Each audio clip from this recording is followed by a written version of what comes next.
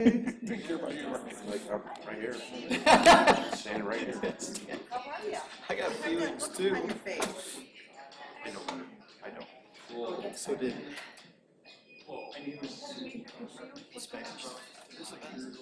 Texas. I was in Texas Township. Oh, okay. 5 days? I would have told them to dispatch Texas anyway. I'm not gonna have these clowns come. You don't need that. Just got thanks to someone. I mean, it would be at a Christmas party, the video. I know, mean, right? We'd have a clown wig Does that on. make sense? Totally makes sense. Okay. Nope, I would have limped across the What are you border doing? and called 911 and said, I'm in That's Texas right. Township. Push the car, guys. Push the car. Okay, you found it. Is it a high-speed event or low speed? So he was coming out of his driveway. So I was going down south on 4th, so 50, 45, 50 miles, 55, maybe 50. And I saw his front bumper around a tree from his driveway, and I thought,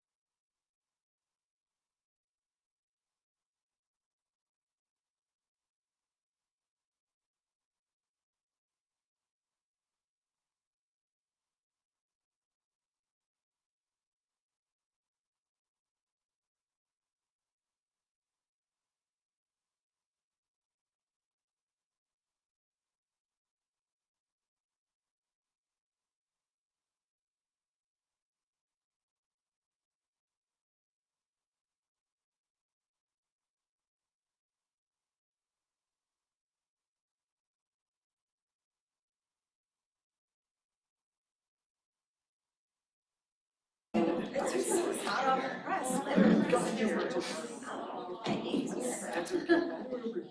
Zach, this stuff is regular court stuff, so.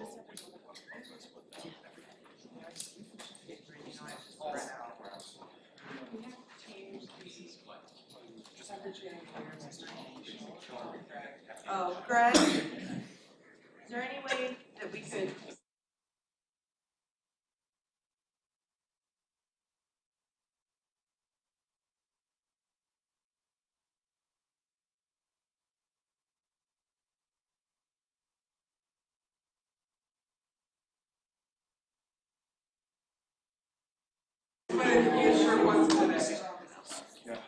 so we'd like to be on record as saying we don't want the temperature turned up.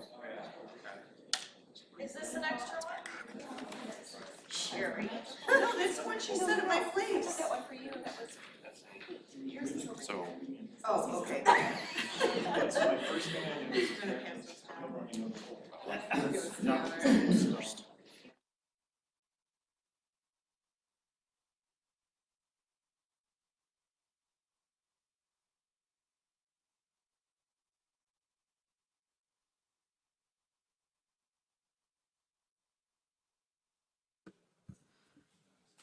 Good evening. It's my pleasure to welcome you to the September 24th regular board meeting of the Oshtemo Charter Township Board. At this time, I ask you to join us in the Pledge of Allegiance. I pledge allegiance to the flag of the United States of America and to the republic for which it stands, one nation, under God, indivisible, with liberty and justice for all.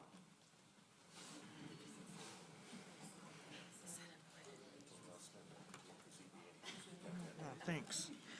At this time, we are at item 3 on our agenda, which is remote location identification for board members. I see we have a full body present, so that is not necessary. We can move forward to item number 4. I ask a member of the Township Board to please share the township mission, vision, and core value. Okay, I'll go. Core value, public service, fair treatment to all people. Thank you, trustee Cole. Now we move to item number 5. This is public comment on non-agenda or non-regular session items. Is there anyone here wishing to make comments on non-regular session items? And welcome, Tom. Good afternoon, I'm Tom Brennan, the Chair of the Road Commission. Just a couple of quick updates for you. Obviously, our construction season is finally coming to an end. Only ours, not necessarily the city or MDOT. We still have issues there. This is the time when we really start hitting our service requests again really hard. It's very difficult for us during the construction period to work on requests that are outside of safety concerns. So this is our catch-up time. We'll be working on that very hard. You may be aware of a historic award that was awarded to the Road Commission, $25 million from the federal government for the Safe Streets and Roads for All project. We'll be working on that. That $25 million from the federal government, 13.5 contribution from the Road Commission. Over the next 5 years, we'll be working on completing those projects. We have a location map on our website that kind of indicates the various areas that's throughout the county on where we'll be working on various projects. Just a reminder, we're working very hard through our statewide organization of county road associations and the legislature on what to do about the fact that our highway funding is drying up. The EVs obviously do not buy gasoline. The fact that we have CAFE rules that have done a wonderful job on improving our mileage that all of us enjoy has significantly reduced the number of gallons of gasoline that have been purchased over the last many years, starting 5, 6, 7 years ago, a real significant drop. So we're looking, and we're not the only state in the country. Every state is looking for alternate ways to fund roads because the money is going down, not up, and the cost of doing our business is going up, not down. I think you may be aware of the fact that our managing director has announced her retirement. November the 5th will be her last day. Our assistant managing director, Travis Bartholomew, will be assuming that position, and we'll go forward from there. Let's see. Early next year, we will have information meetings afforded to all of the townships for the boards. I don't know the politics locally. I don't know who might still be here, what after votes, so on and so forth.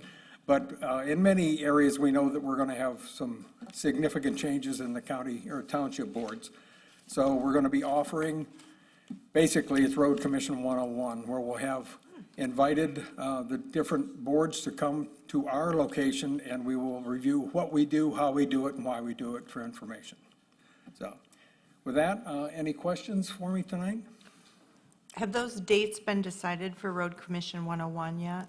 They have not. They have Okay. not.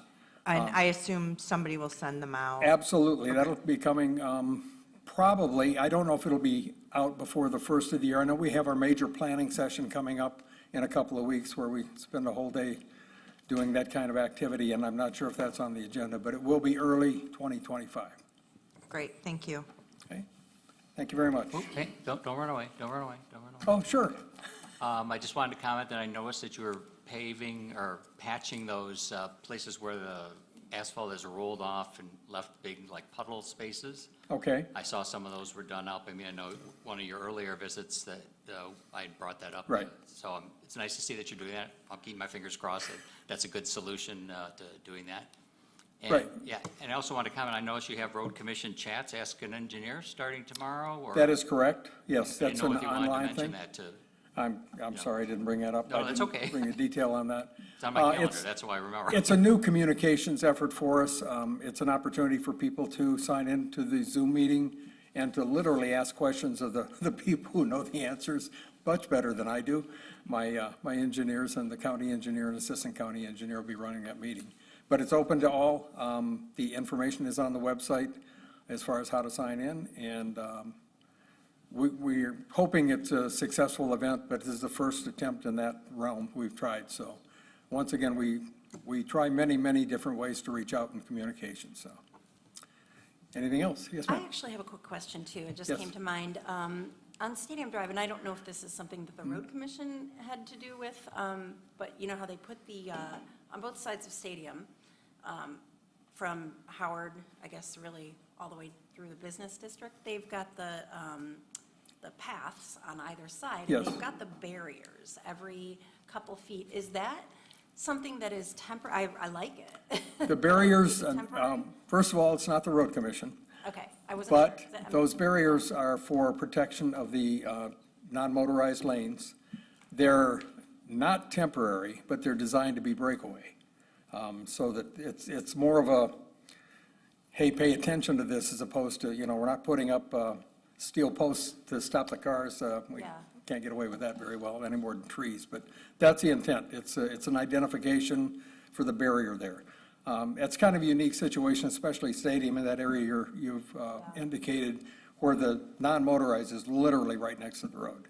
And we had a lot of traffic accidents Yeah. in that stretch, so, yeah, I saw that and I thought, wow, that's really cool. I wonder if it's temporary until people get used to it and realize that it's you know what I mean? But I like that it's not, so. Don't know for sure, but I don't think they're temporary. We'll see how that goes. And obviously, the city has a lot of those downtown and all of their lane changes, Yeah, I'll and so refrain forth. from Yeah. my comment on We've that. all experienced that. Anything else? Just one suggestion. Sir? It would be great. I know that, I believe it's Mr. Bartholomew has been announced as Joanna's replacement. That Yes. there will be a plan for him to come to board meetings and introduce himself. I'm not sure that there is a plan per se, but I'm certain that he will be doing that. The official change will be November 5th is Joanna's last day.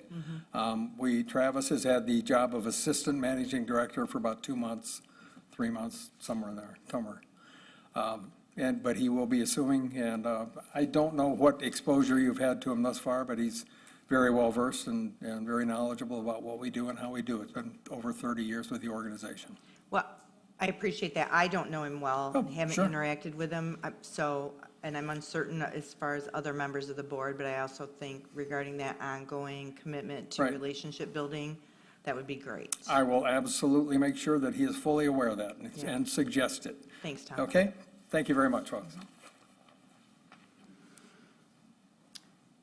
I see we have some members some people that have joined us here.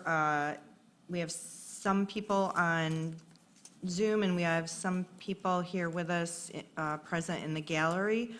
I just want to mention that right now on the agenda, we are at the point where we have public comment on non-regular session items. So if you're here to speak upon something that's not a part of this agenda, now would be the time to do that. Do we have anyone on Zoom, John, wishing to speak on non-regular session items? Okay, then I'm going to close that. And before we move forward, I'm actually going to amend this agenda, which I should have done at the top. My apologies. Agenda item number 11. We are going to strike from the agenda this evening, and we will have that brought back to us on October 8th. Our HR director, who worked on this compensation policy, is unable to join us this evening due to some personal matters she had to attend to, so we will strike item number 11 this evening.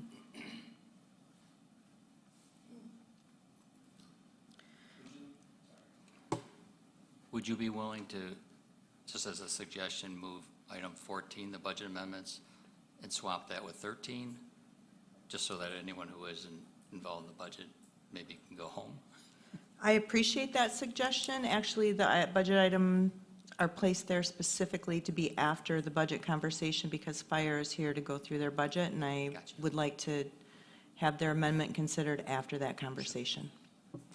Thank you. Good suggestion.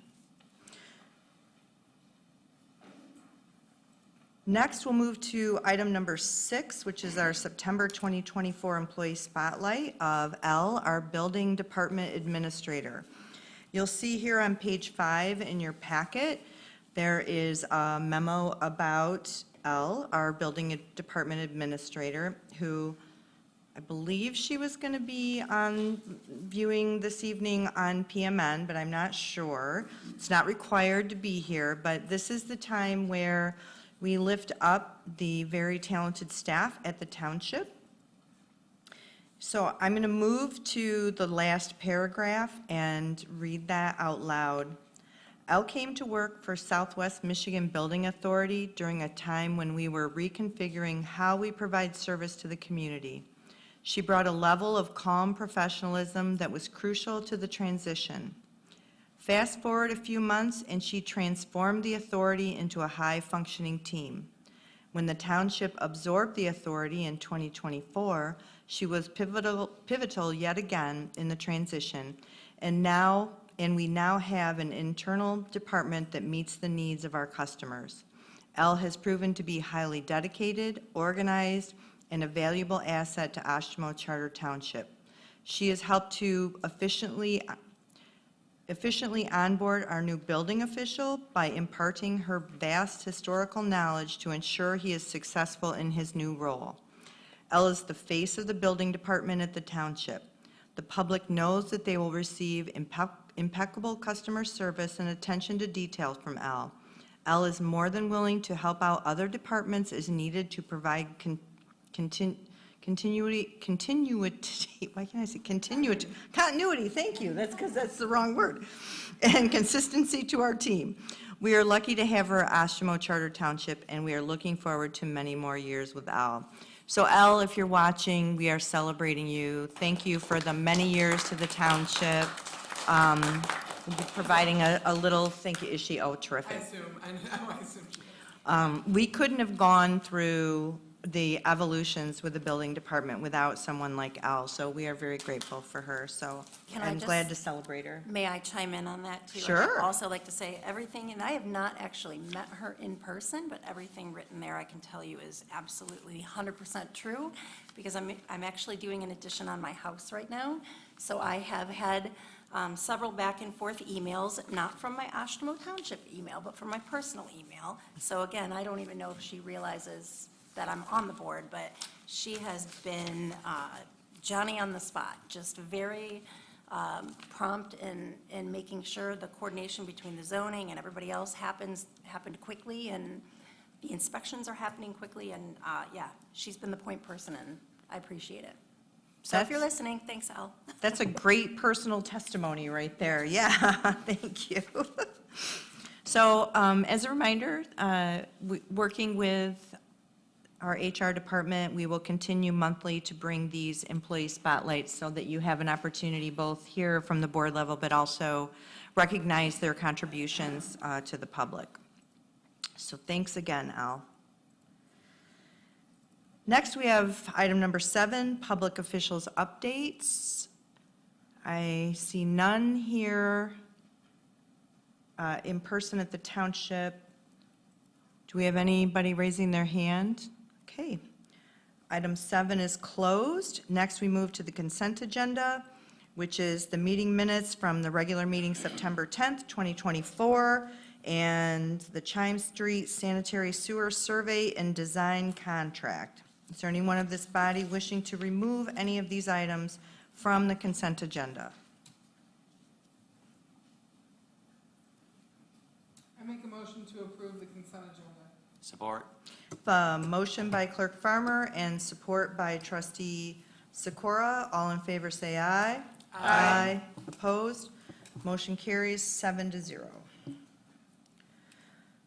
Next, we'll move to item number 9. This is an annual activity, the consideration of the L429 Township Property Tax Rate Request, and you will find that on page 14. Hey, can I ask a question, Jim, about the millage rate? Yeah. So, when Headley applies, it typically is applied to millages that are already in effect, their rate that's in effect, right? And like, over time, that will roll back if an action isn't taken by the body or the general public to restore it, right? Correct. In our case, as a charter, the charter authorizes us to levy up to 5 mills. Correct. But we've only ever levied, I think, up to 1. 1.5. Or 1.5, sorry. Yeah. But so why is the L 4209 saying that we could only levy 4.8? Because with the Headley rollback, even though you're authorized for 5, you're still rolled back to 4.8. But why would that apply to the maximum authorization allowable and not to the rate that was set? You know what I'm saying? Because like, to me, it should be the 1 becomes a 0.8 until we move it to a 1 again, or whatever the math would be. So I was just curious why it's taking away I'm not the a- authorized 5. I'm not 100% certain. I'd have to go back and look at the Headley provisions. Okay. I can give you an update. Yeah, on I'm that, just but out of I don't want to curiosity. speculate, but anytime, you realize that this office challenged Headley, Yeah. the whole Headley issue. And I think my brain's still recovering from that That's challenge fine. at the Court of It's always a Appeals. fascinating concept. Because if you read the yeah. Constitution and then you read the Headley amendments and then you read the statute, it'll make your head hurt. I'd have to actually go Okay. back and look at the statute to see how that applies to the charter millage. Because it's interesting, because you should be able to restore it typically under a Headley rollback You through can. action, right? Correct. But if they're taking it off here, then what would that action be? Another charter election? It would require action by the public to Yeah. agree to that rollback, yes, It's interesting. to get us back to the full 5. Okay. But I'll look into I'll send you a memo on it. Thank you, I appreciate it. And if I can, the other interesting thing is it doesn't actually take effect until we hit that 4.8. So 1, 2, 3, 4, Right. Yeah, it all the way doesn't to do anything 4.8, until- there is no reduction. It just means we can't go to 5, Five, which yeah. was what originally we were authorized up to. Okay, that's fine. It's not a big deal. So a very informed question, Zach. No, thanks. So, back to this conversation, we do need to make a decision tonight. This document is due back to the county by September 30th.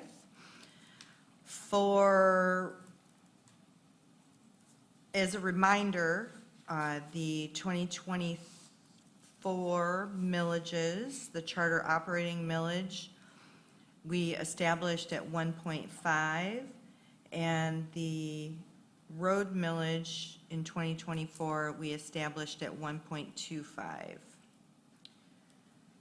We have, in our budget presentations to the board thus far, those budgets have been created with those millages anticipated in place. So at this time, I guess I would entertain some conversation about our township millages.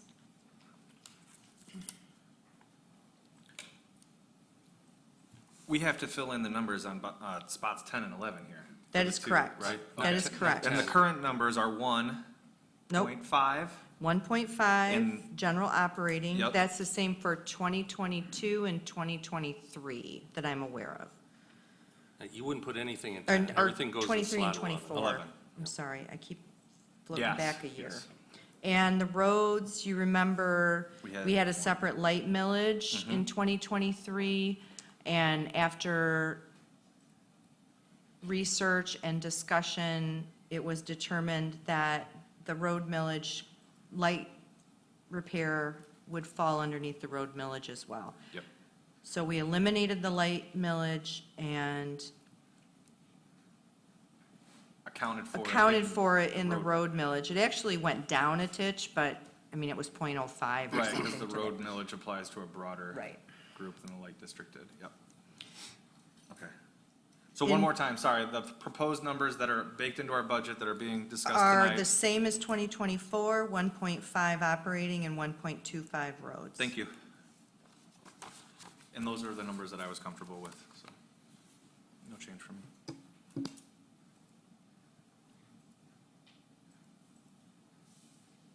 Thank you, Zach. Other conversations?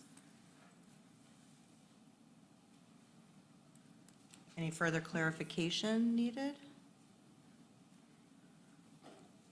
Jim, do we need a motion, a formal motion? Oh, we need public comment. Thank you, Dusty. At this time, I'd like to invite any members of the public that would like to come forward and speak regarding the L4029, thank you, which we are required to file with the county that defines publicly what the millages assessed by the township are. Do we have anyone wishing to speak on this matter? I see none here before me. Do you have any hands raised on Zoom? Seeing none, I will close public comment and turn back to board deliberation. Again, is there any any clarifying information that's needed?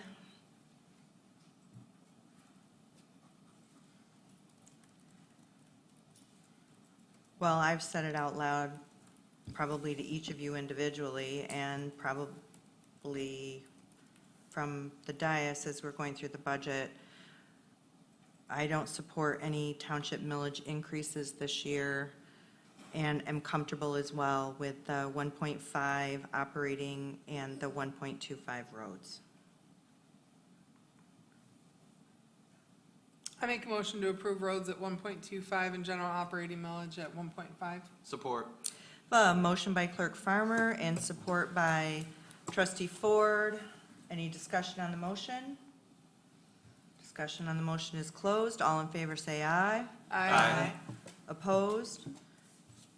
Motion carries 7-0. Let it be known for the second year in a row that the millages for the Township of Oshtemo will not be increasing and will be placed at 1.5 for our operating millage and 1.25 for roads. Thank you all for getting that done.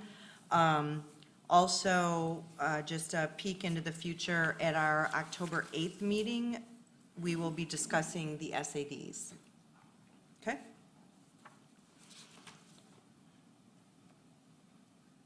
Next, we have item number 10 for consideration of a temporary part-time job description for an election assistant. I'll turn that over to Clerk Farmer. Thank you.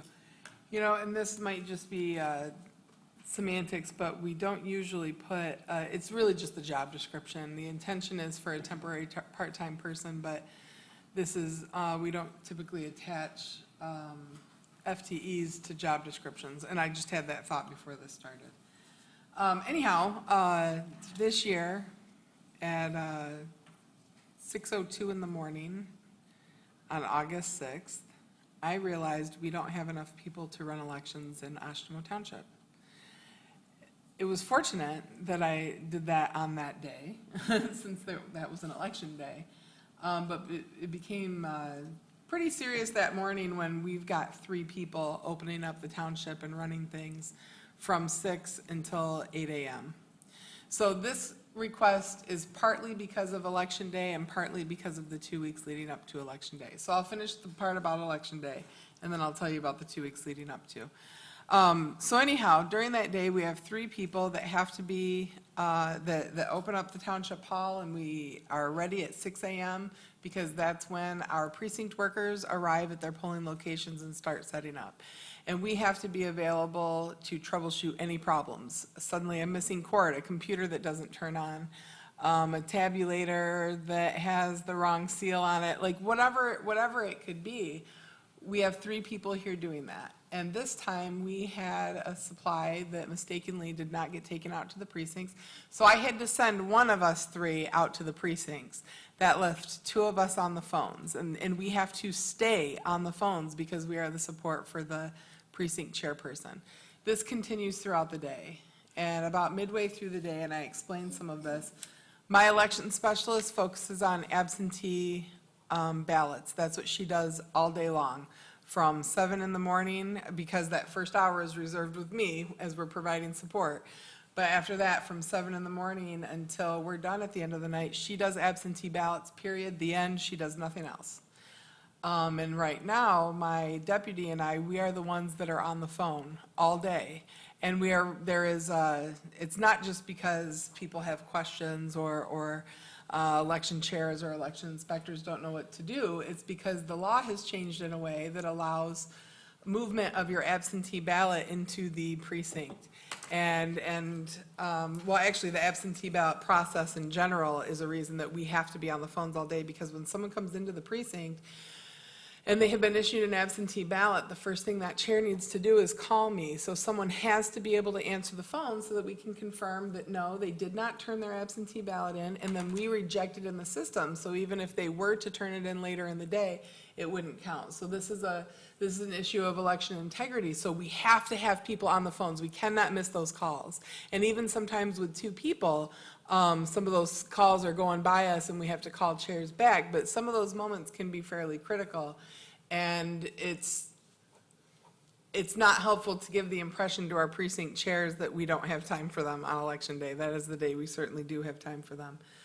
Anyhow, that's what, so you've got one person on AV all day and two people on phones. And we also register people at the counter beginning 2 weeks before election day. That is state law. State law says that you can register up until 8 p.m. on election day, but you have to do it at your local clerk's office in person. And so we also need somebody at the counter, because in November in particular, and I know this because it happened in 2020, a line will begin at that door at about 9 a.m. and it will not finish until 8 p.m. at night. Even to the point where I have to mark the last person in line at 8 p.m. because if you're in line at 8 p.m., you are served for elections, and obviously if you're not, then you missed your opportunity to vote. So I need somebody at the counter all day registering voters, and it's registering voters in the moment. It's not like we normally do prior to the 2 weeks before the election, where we take it and we process them as we have time. On that day, we have to do it right as they're right in front of us, and then we have to issue them a ballot. I don't have enough hands. That's really what it came down to. At 6 o'clock in the morning, I realized I probably needed maintenance assistance in the 2 hours before the election. I definitely needed IT assistance in the 2 hours before, or I say before the election, before the office officially opens, I mean. And I need another temporary part-time election assistant. Not for every single election, but certainly the August and November elections every 2 years, the presidential and the gubernatorial. I need someone who can run errands for us during the day. I need somebody who can be at the counter. And I need someone at the end of the night that can take our results down to the county before we finished our receiving board here.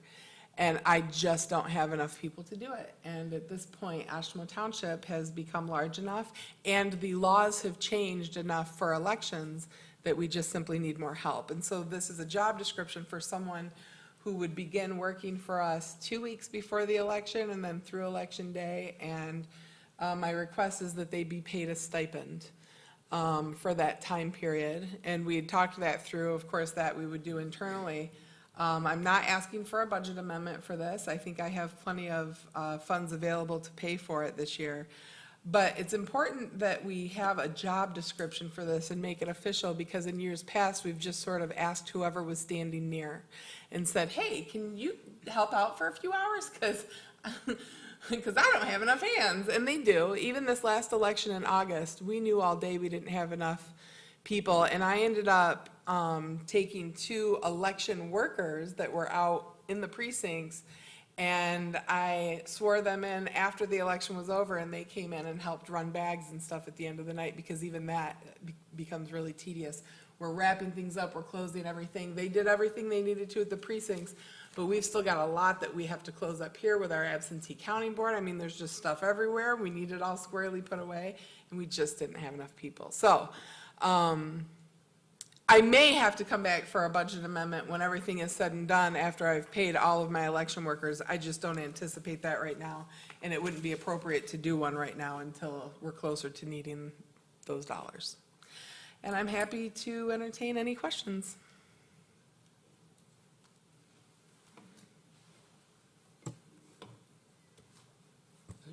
Yeah, go. Okay. Fire away. Yeah, as an election worker and precinct chair, except for these 2 elections here in August and November, I can appreciate everything that you said, that because yes, having been on the the side of calling in and trying to find somebody to answer the phone to look up a voter while there's a voter standing there we're trying to figure out where they need to be or what the issue is.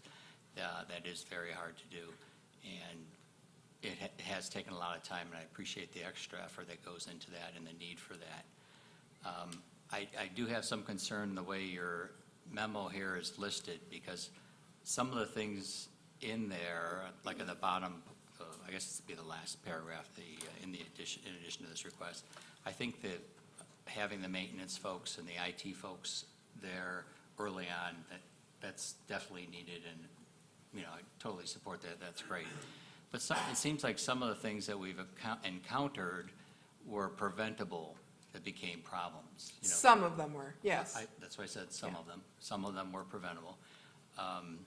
And that worries me that by having an extra person in there, we're not going to address those issues that are preventable, because we have another body that we're throwing at it and we can cover, and, okay, now we got someone to go and carry stuff over there, but we're not addressing, well, why was the wrong stuff there in the first place? No, I do, I just didn't tell you about it. Well, yes, well, I'm only going by what's in the memo here. It's true. So that would be my worry. My biggest worry is that we keep adding people to cover for this, and we don't address the underlying issues that maybe are recurring or that keep happening. So the only one in here, though, is the supplies out to the precinct. That was a misunderstanding because of how, I mean, I can tell you what it was. We changed how we provide supplies and where we put them. We now provide them in the tabulators, and there was a misunderstanding about where the I voted stickers were gonna go. And when all was said and done, there were none out in the precincts. And I can tell you that was critical, okay? We had to have the I voted stickers. Gotta have I'm that. like, everything stops, we're getting these I voted stickers out.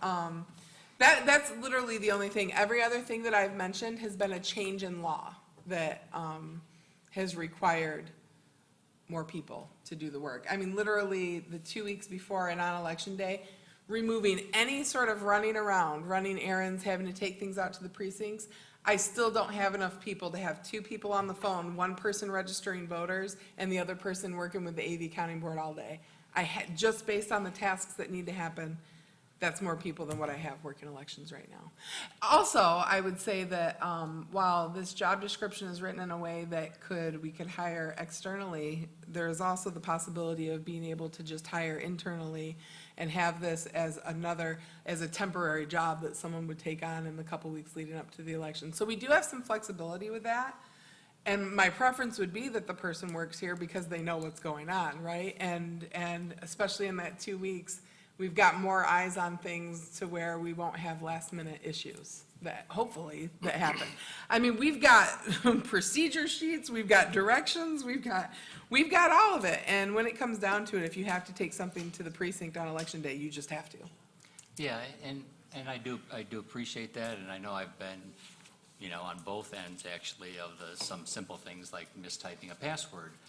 You know, like, that's, you know, not spelling Oshtemo correctly or whatever, you know, I mean, different things where, yes, I've done it and caught myself, and I've had people working for me who've done that. So some things are, you know, you just got to take a breath and make sure you're paying attention and doing what you're doing.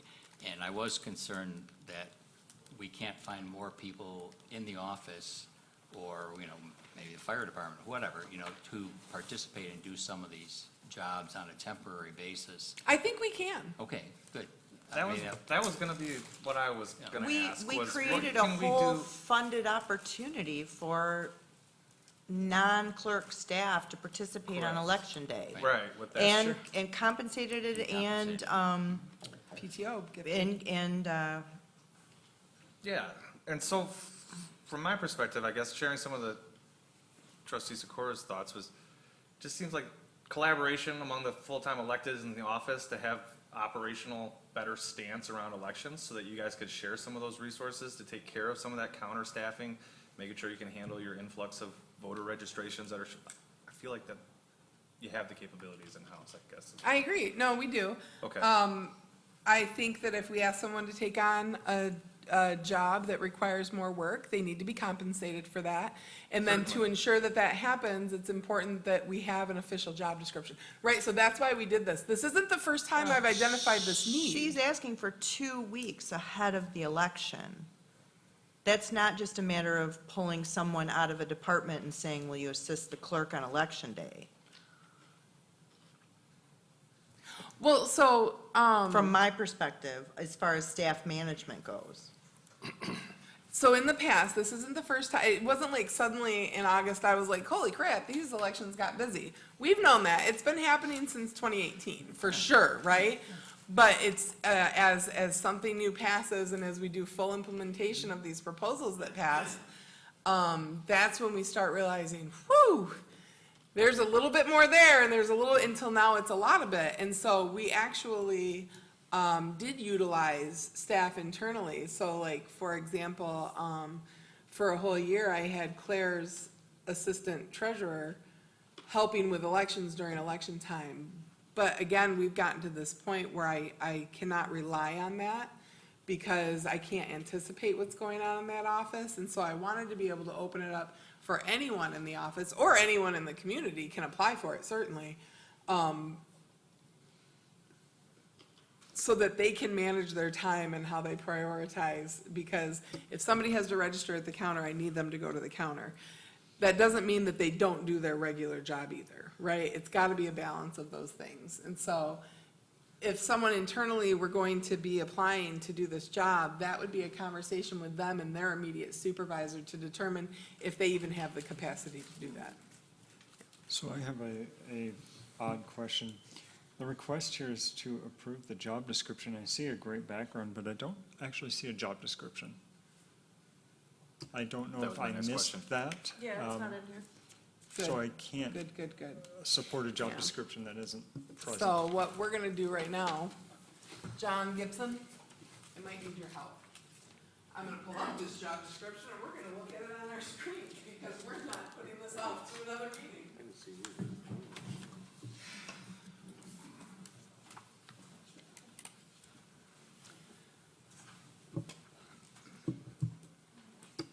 Dusty, while you're doing that, you've got a microphone, can I ask you a question? What'd you say? Can I ask you, you got a microphone, so I'm gonna ask you a question. Do you have 40 hours of work for 2 weeks prior to election for somebody? I need them available during all that time. So this was another question that we discussed internally. Will they be working their fingers to the bone for that full time? Absolutely not. They will be available for counter work, right, for anyone who's registering to vote.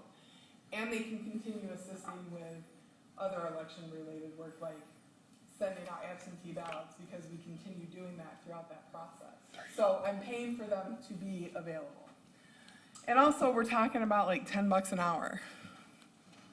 If it were someone internally, right? Or, I mean, we had sort of played around with some different figures. It wouldn't be like another full-time job that they would be getting paid for. This is a stipend, where we attach a dollar amount to the value of their work. So how big is the stipend that I want to give them? $20 million, right?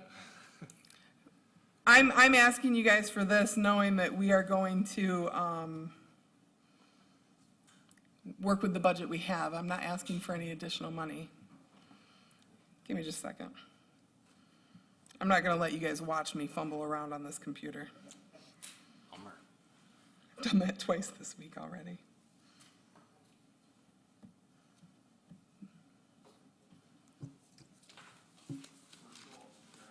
I know.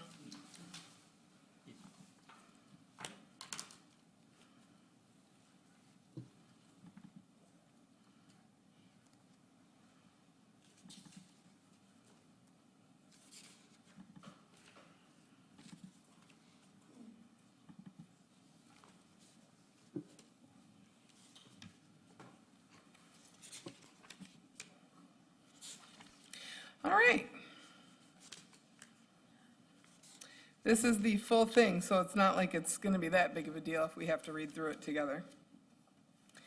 So for this work, in particular, this person would be under the direct supervision of the clerk, performs general clerical duties and delivery of supplies to precincts as assigned, including but not limited to typing or word processing, office machine operation, filing, scanning. This position would be active on election day and the 2-week period leading up to that day.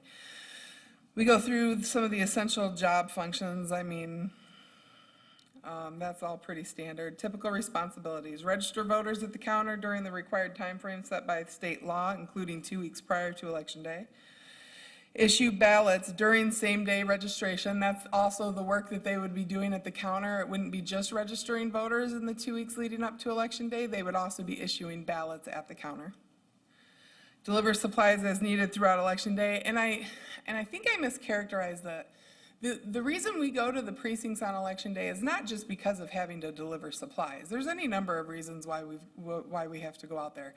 Some of it happens after polls close and they need assistance with closing.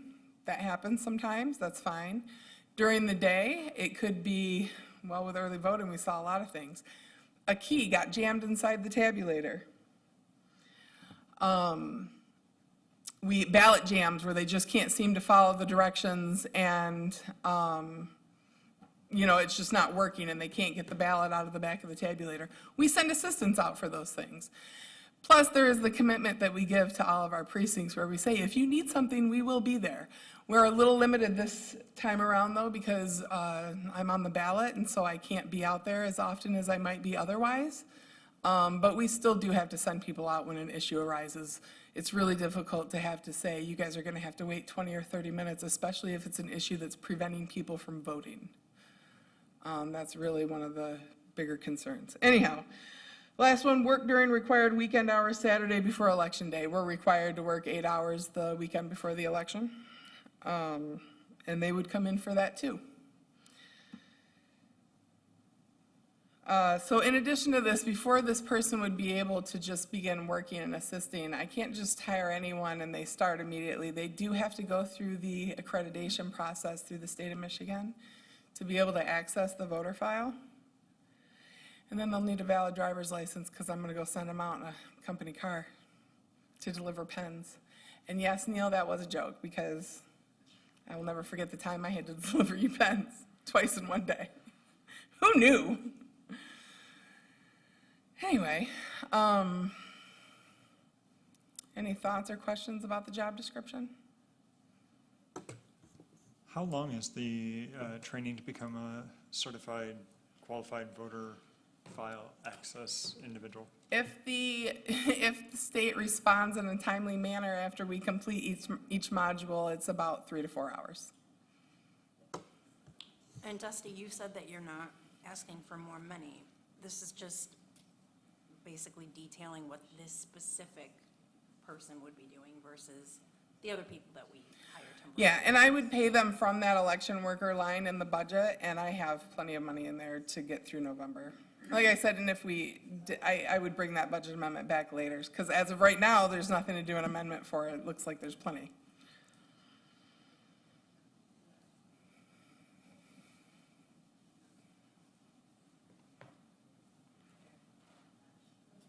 Do we have any questions for Dusty regarding this? Yeah, just, to assure my mind. So the idea of having other people in the township offices helping out during this time is not realistic.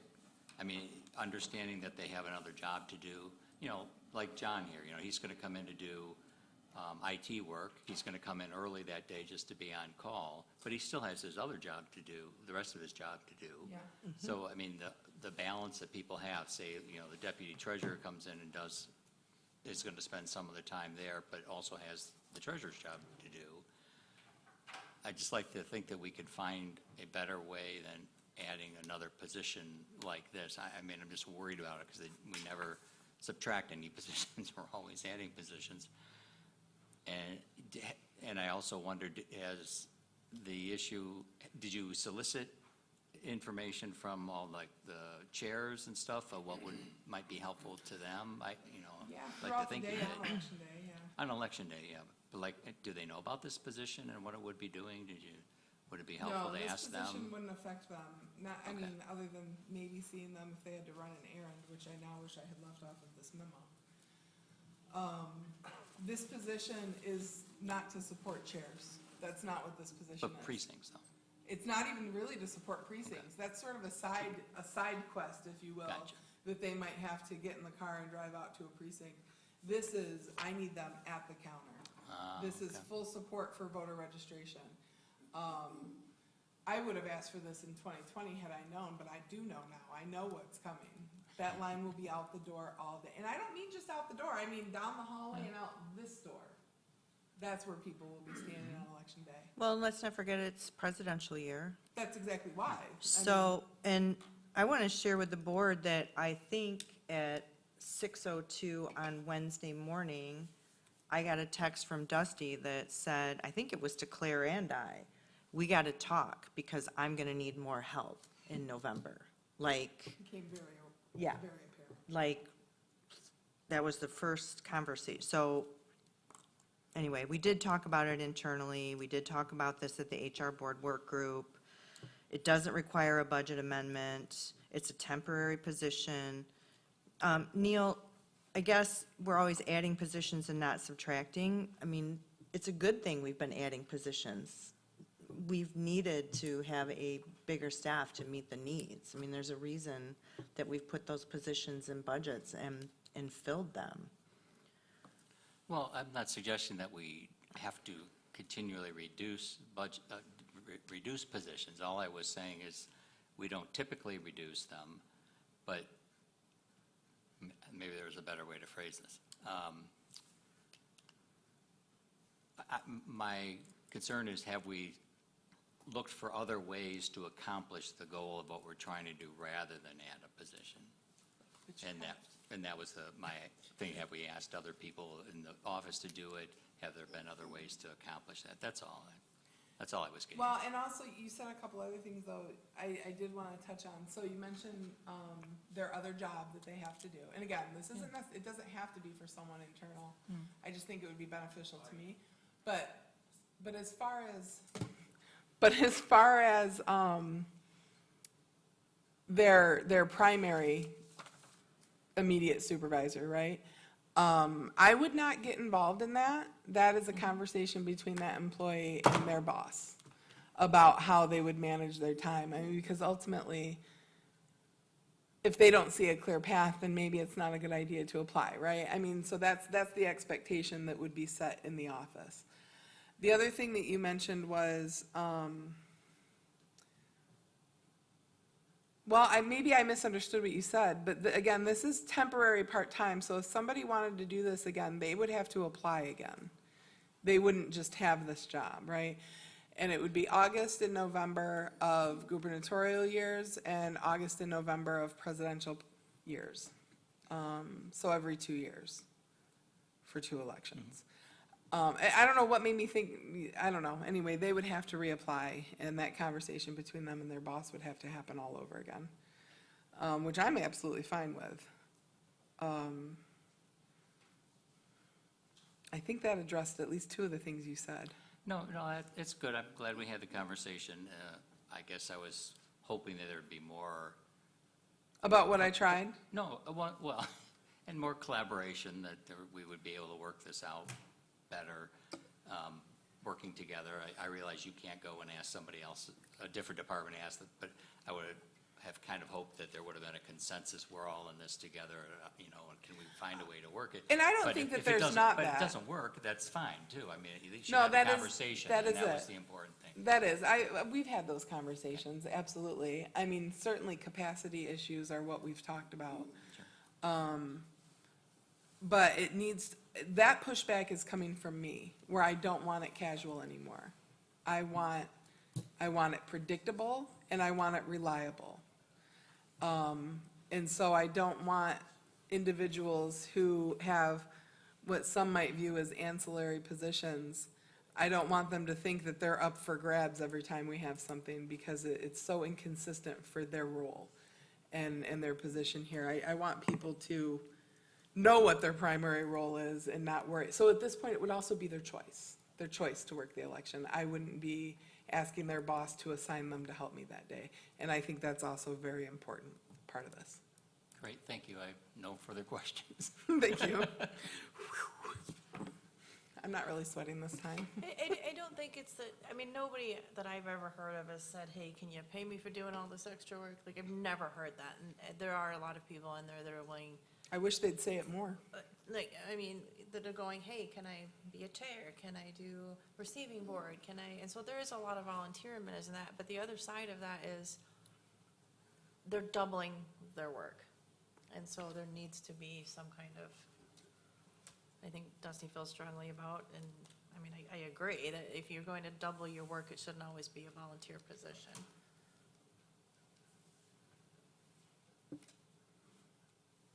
Any other questions for Dusty? Trustee Chapman? No, I was going to make a motion. Oh, I'm going to invite public comment here in a moment. I I missed that. assume that this is what everyone here is for. I cannot wait. Tom is just on the edge of his seat right now. At this time, I'd like to open the floor for public comment. So if you're here and wish to provide comment to the board regarding this item, now would be the time to come forward and speak. The public comment, we ask that you provide your name and address. It's not required, but it's helpful. Also, public comment is limited to 4 minutes. And lastly, public comment is comment. It is not question and answer session with the board. So I just want to sort of lay that groundwork for you. So with that, I will, please. I only have one comment, and it's not a critique. It may sound like it, but I'm a little confused as to what you're discussing. In the agenda, it says that you're discussing the job description, but I heard a lot of conversation and questions about the position itself. So that's my comment. I think that we could be a little more clear on what you're presenting. That's it. Oh, that's fine. They're in the board packet. There's a memo that addresses that, and we will add the job description to that, so it will also be available. So on the agenda, you're asking me not to ask a question. So my comment would be, are you discussing the actual description and the job description, not the possibility if you are or are not having the position? Consideration is an identification that it will come, that the board will have the opportunity to vote on the item. Okay, thank you. You're welcome.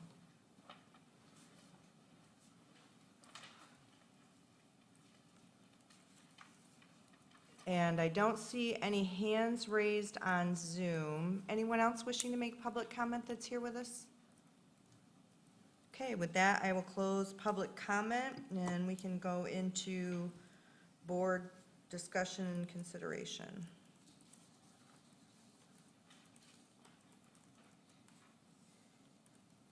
Or a motion. I will make a motion.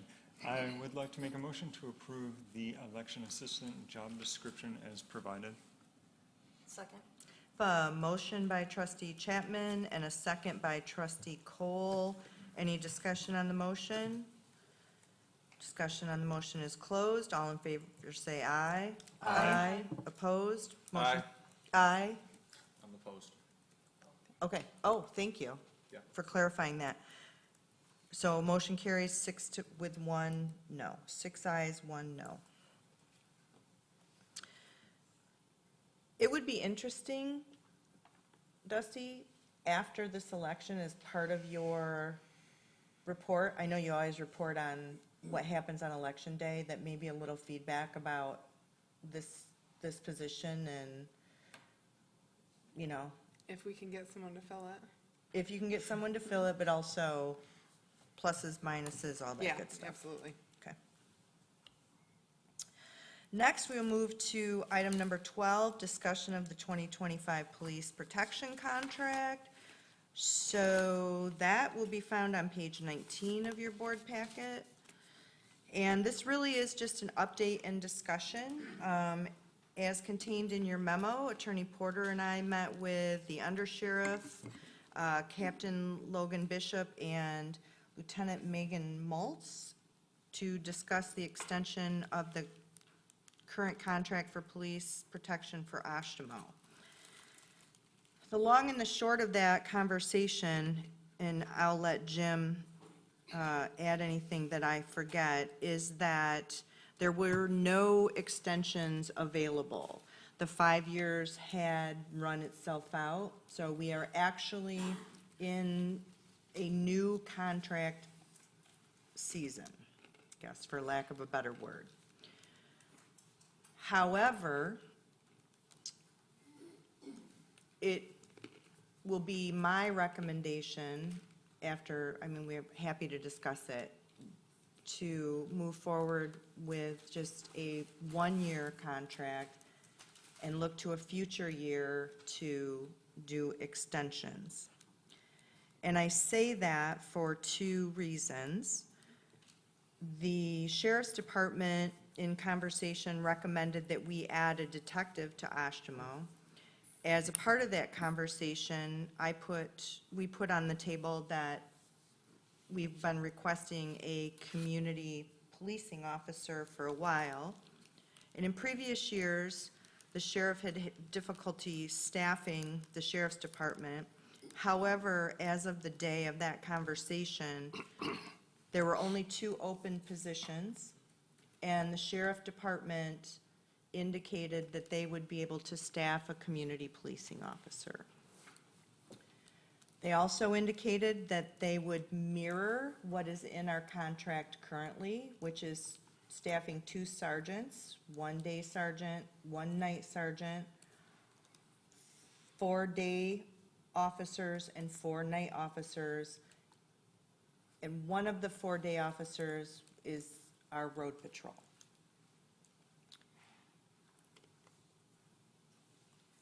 So the reason I'm recommending, an additional information why I'm recommending a 1-year contract, number one, I think it came as a surprise to the sheriff's office and us that there wasn't 1 year left to extend.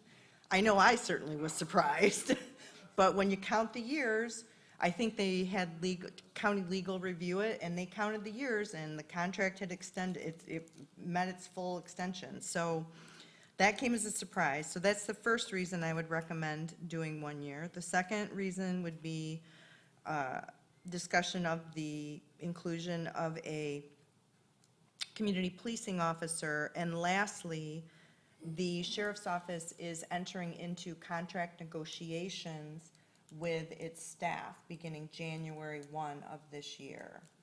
So not knowing what the outcome of those negotiations are going to be, I would suggest just a 1 year contract. And for further clarification, for information for you as you're thinking about the questions you have, and for conversation, is that the rate that Oshtemo would be charged beginning January 1, 2025, will be the same as our 2024 rates. So that's a known. The other known is when the sheriff's office closes the contract with the union, that the new 2025 rates will revert back to January 1st. So whatever increase is reflected in with the union to the sheriff's office will be billed back to us the same. And then my last caveat is that the officers also will get the raise back to January 1st, 2025. So if the contract negotiations aren't settled, when the contract negotiations are settled and closed, let's say it's June 1st, 2025, the township will be billed the new rate back to January 1st, but the officers will also receive their new compensation back to January 2025. And with that, I think that's kind of everything I wanted to put on the table for discussion. We aren't making any decisions tonight. I'm looking for guidance on the length of contract. We could do 1 year, 2 year, 3 year, up to 3 years. They would entertain the extensions, I think, as well. Most importantly, I want to hear what you have to say, some direction regarding the community police officer. I'll go first. Yes to adding the community policing officer again.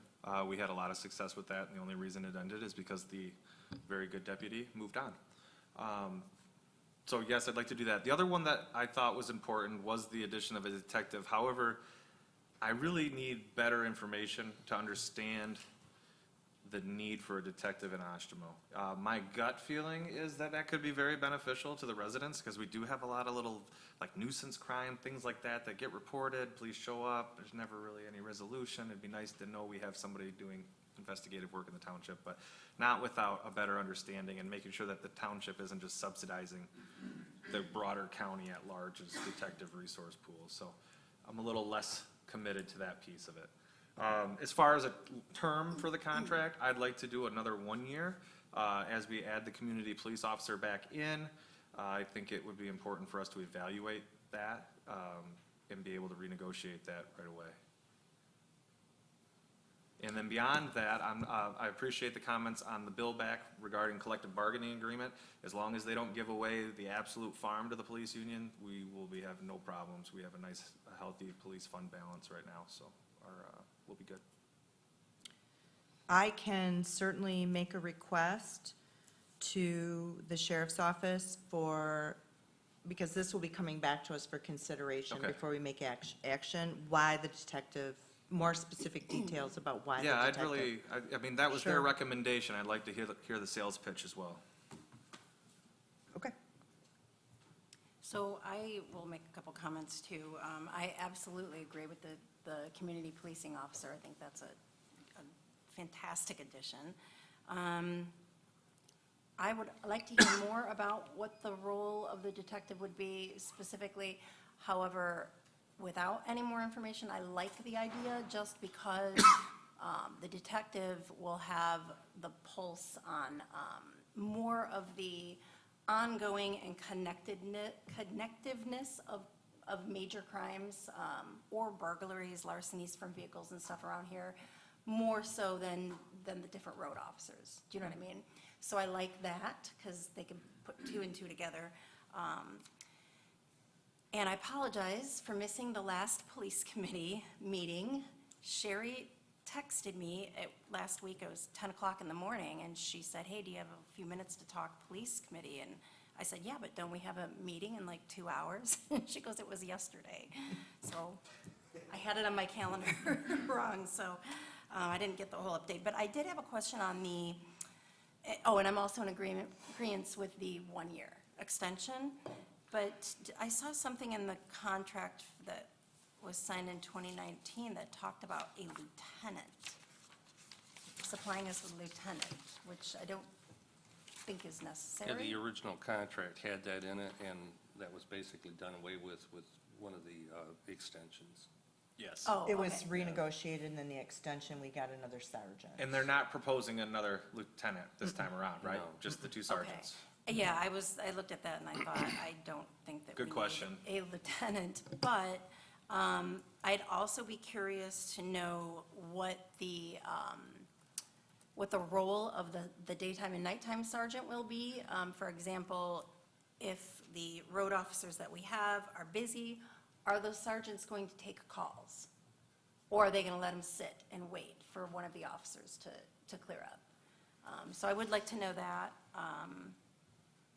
And I'm wondering if I have a feeling I know what the answer is going to be. If we get to have a decision, not per se in which officers, not that we would interview or have a part in that, but if we're unhappy or the citizens are, our Oshtemo citizens are unhappy with a particular officer that's maybe not doing what they should be doing, do we have something in the agreement where we can say, hey, we would like someone else? Or we would like remediation or training, I don't know. I would just like to know how much, not power is not the right word, but how much oversight do we have? It's not in the agreement, but it was quite clear from the undersheriff that if, in fact, we were unhappy with one of the officers and we brought it to their attention, that they would remedy the situation. So they've indicated a willingness to make sure that it's a good fit. Other than that, there's not specific language in the contract to that. That would rely on residents reaching out to the township Right. regarding that. I think the question is, if one of our residents contacts the sheriff's office, it's certainly not in the contract we have. So that would be sort of trying to manage their staff through Yeah, their and I'm not channels. even indicating that, we might get an officer that's not doing their job, but. We could, but I guess my thinking is along the lines of particularly the community policing officer is going to be so important, because doing that specific role in law enforcement, you really have to be wanting to be doing that job. You know what I mean? Versus being in a patrol car and taking in progress calls. You really need somebody that wants to connect with the public, wants to solve problems, not put Band-Aids. You know what I mean? So who we get and whether or not they want to be there is extremely important, I think, for the outcome. Well, the nice thing is that if we decide this is a direction we want to go, we will have a few months to work with the sheriff's department and help define what it is that we want out of this community policing role. Yeah. And they indicated they would be willing to work with us, that we get a person, their job would Good fit. align with what the Yeah. township needs. So that was positive, I thought. And I can partially answer one of your questions.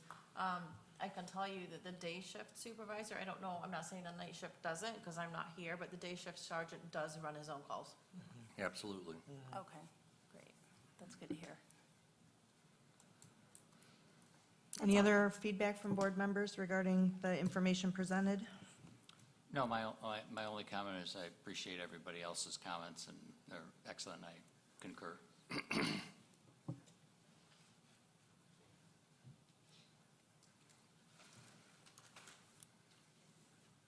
Looking for feedback from the board members?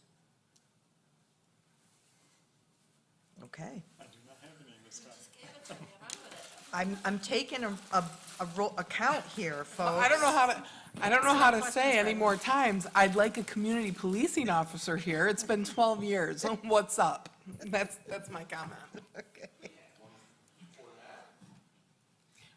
When we had two. Lieutenant Troy Falk was a community policing officer with an excellent plan, and he was removed.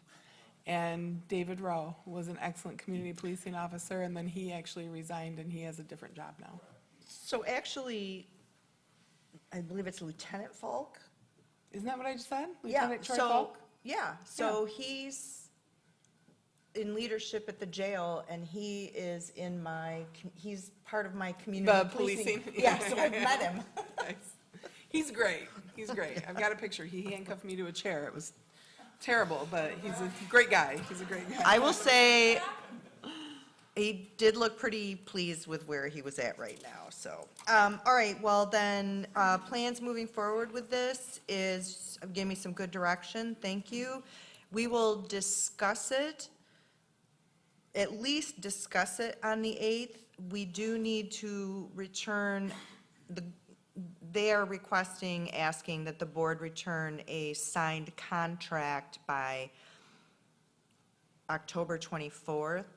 So my goal would be to have a draft contract to you by the 8th so that we can discuss the draft contract and then move it to the 24th for decision.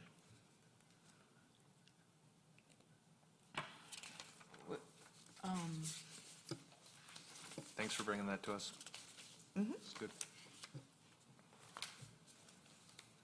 Wait, I'm sorry. You said you'll bring it to us on the 8th?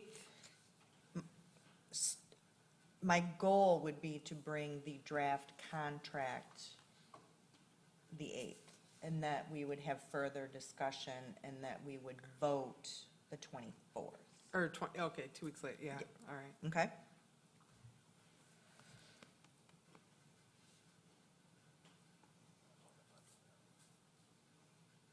All right, next, we will move to item number 13, which is our continued discussion of the 2025 draft budget. First, I'm going to invite our Public Works Director, Anna Horner, who will be presenting the sewer budget to you. It is not in the blue line. You will be getting a separate Let's get it out of here. sewer budget, but she'll walk us through this.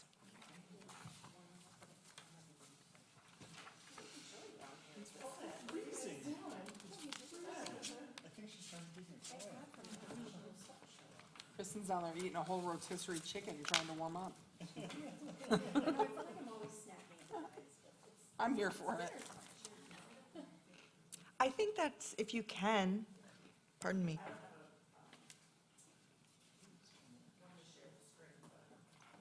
Do you want to use my computer? Is that what you want to do? You want to share the screen?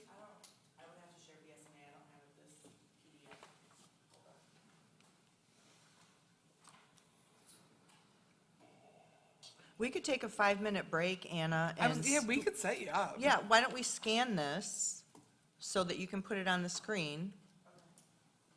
All right, then, can't see the clock without We're my gonna scan this glasses. piece of paper so you can put it on your screen. Huh? All right, we will take a 5-minute break and reconvene at 6:50. I don't remember.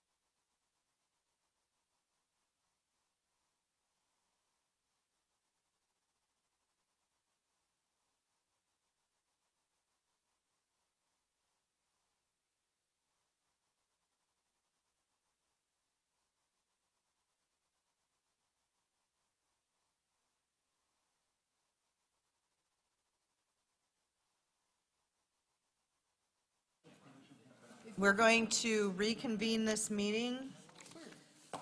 Thanks, everybody, for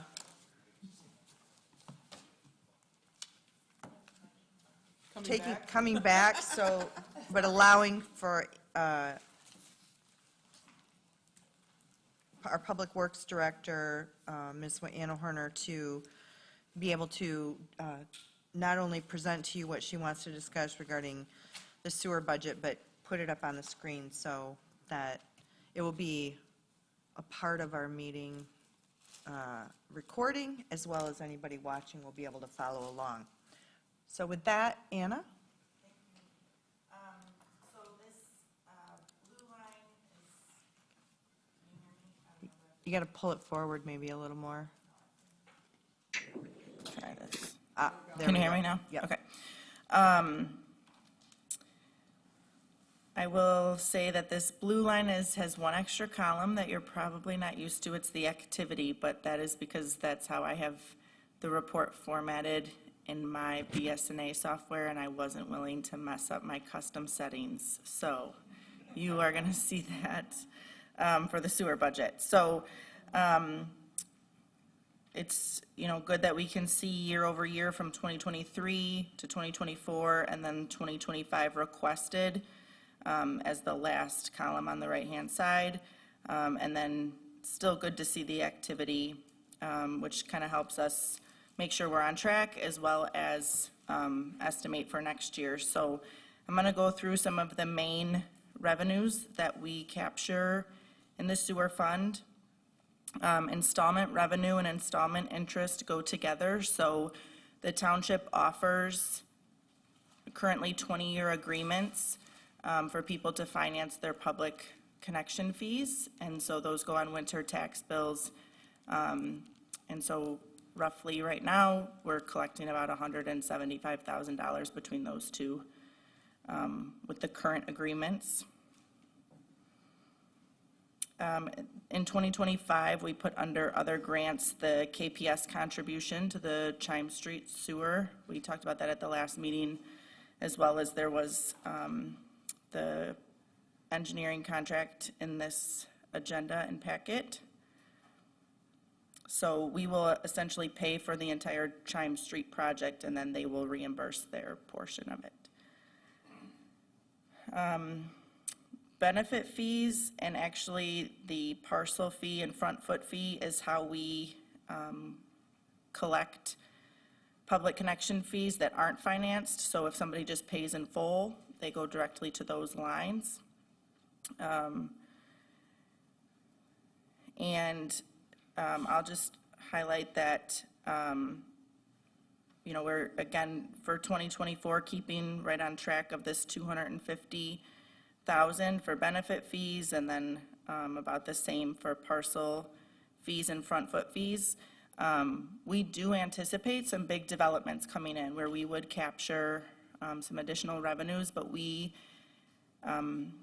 operate and have been advised to keep known revenues in here. So because they're not recognized yet and not calculated yet, and the projects aren't built, we don't put them in these revenue lines. And I say that to emphasize that we are typically bringing in more revenue than we project. And so we're conservative typically in our revenues. So again, we have a few housing developments that have recently been approved. The developers will build that sewer. However, every time somebody connects to it, whether it's a house or a duplex, they pay into those benefit fees. And that's where it's captured in that line. So just because the timing, projects can get delayed a few months and things like that, we don't put those typically in our revenues. And then the surcharge, so the surcharge is collected on a sewer bill, which is typically also with somebody's water bill. It's just one bill that comes from the city of Kalamazoo that has both on there. The surcharge we're collecting right now has two purposes.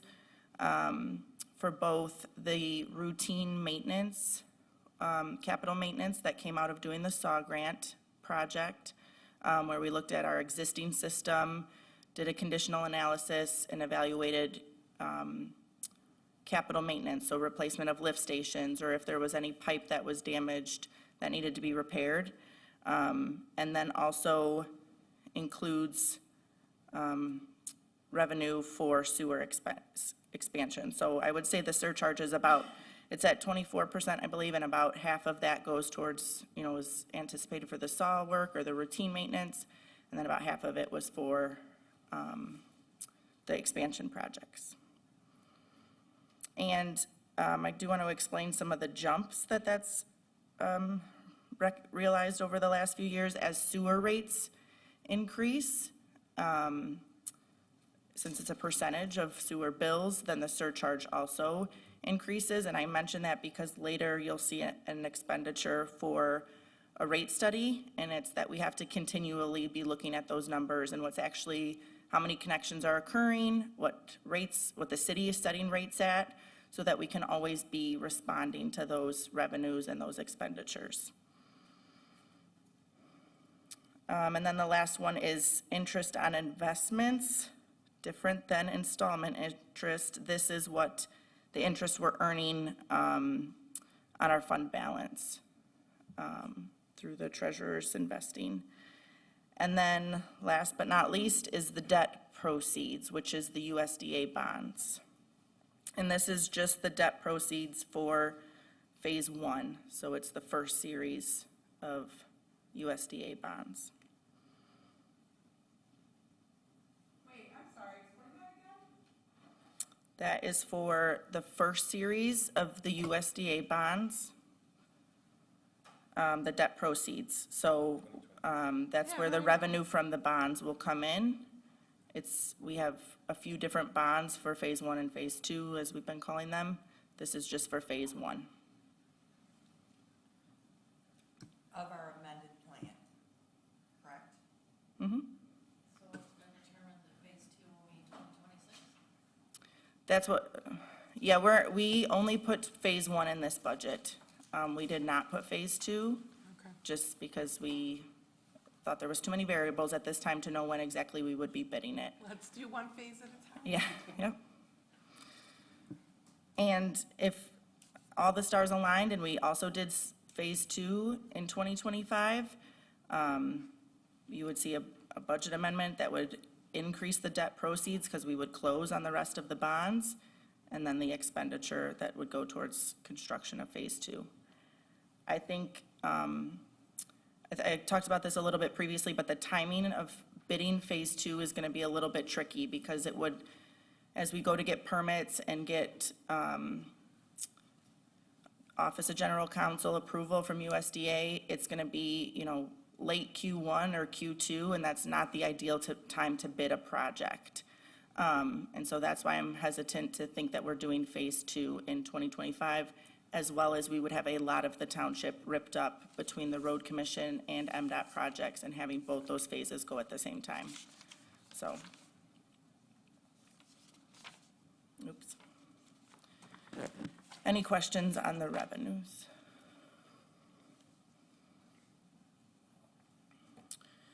Okay, so then we start with some of our expenditures or appropriations.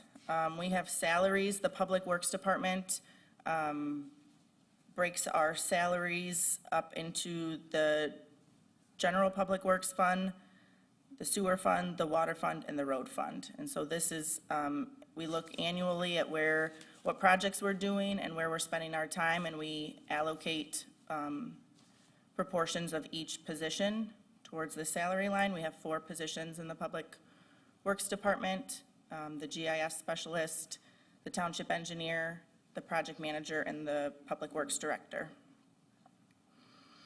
I think the other 2 are self-explanatory, payroll, taxes, and the pension.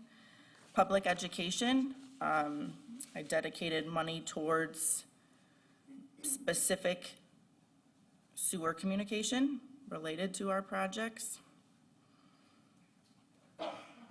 Audit fees is pretty standard. We've been carrying the same budget amount for many years. And then IT, tools and supplies, you'll actually see on the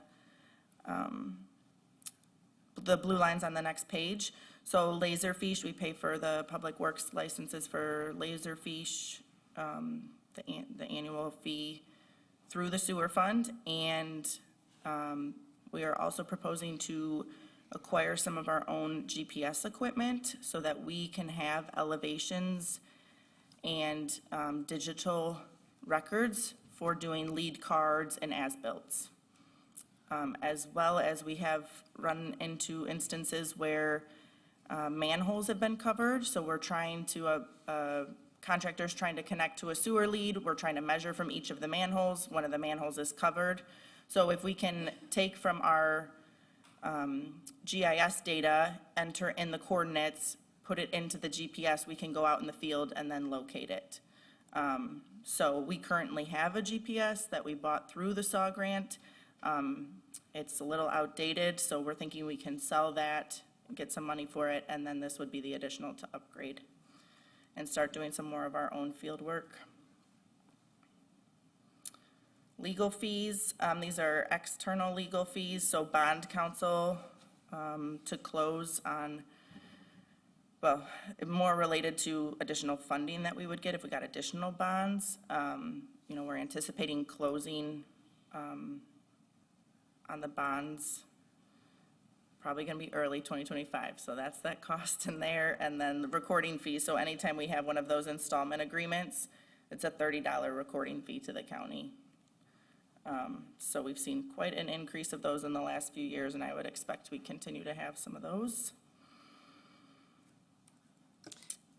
Engineering fees, so it totals $200,000, but the three blue lines are funding applications and procurement. That is related to needing additional bonds that we talked about with the board. We're anticipating we would go through the county, but that is gonna take some effort to get those done. And then, as I mentioned earlier, looking at a rate study, a financial policy, and an ordinance review.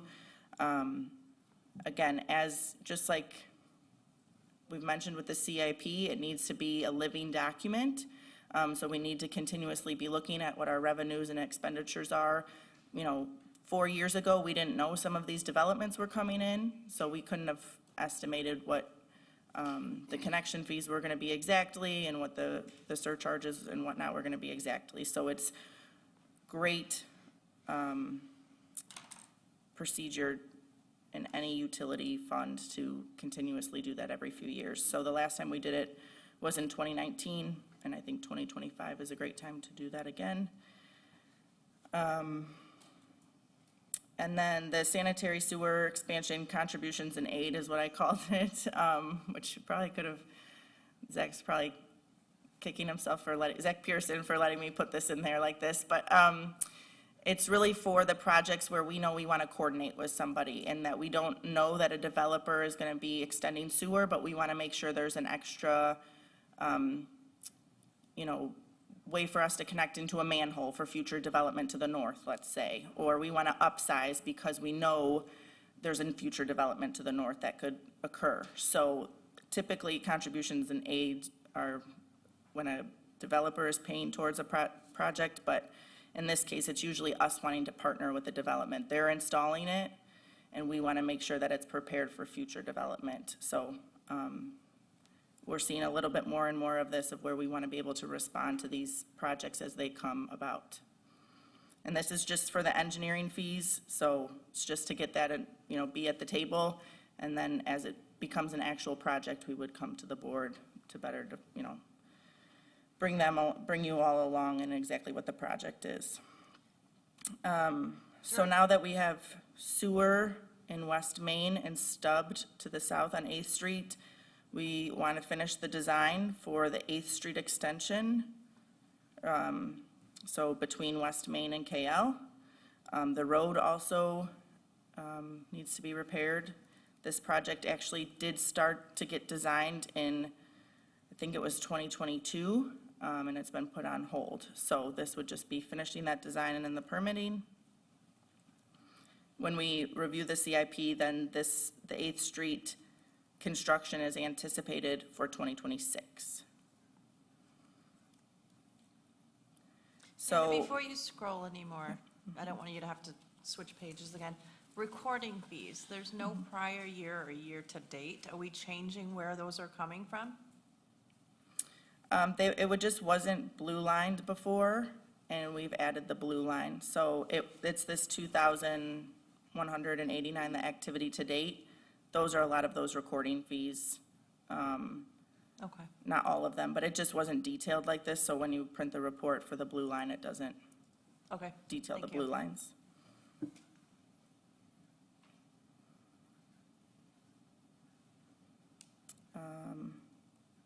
So we still do have money towards Phase 2 sanitary sewer, just to get the design completed in 2025, as I mentioned, and then anticipating construction in 2026.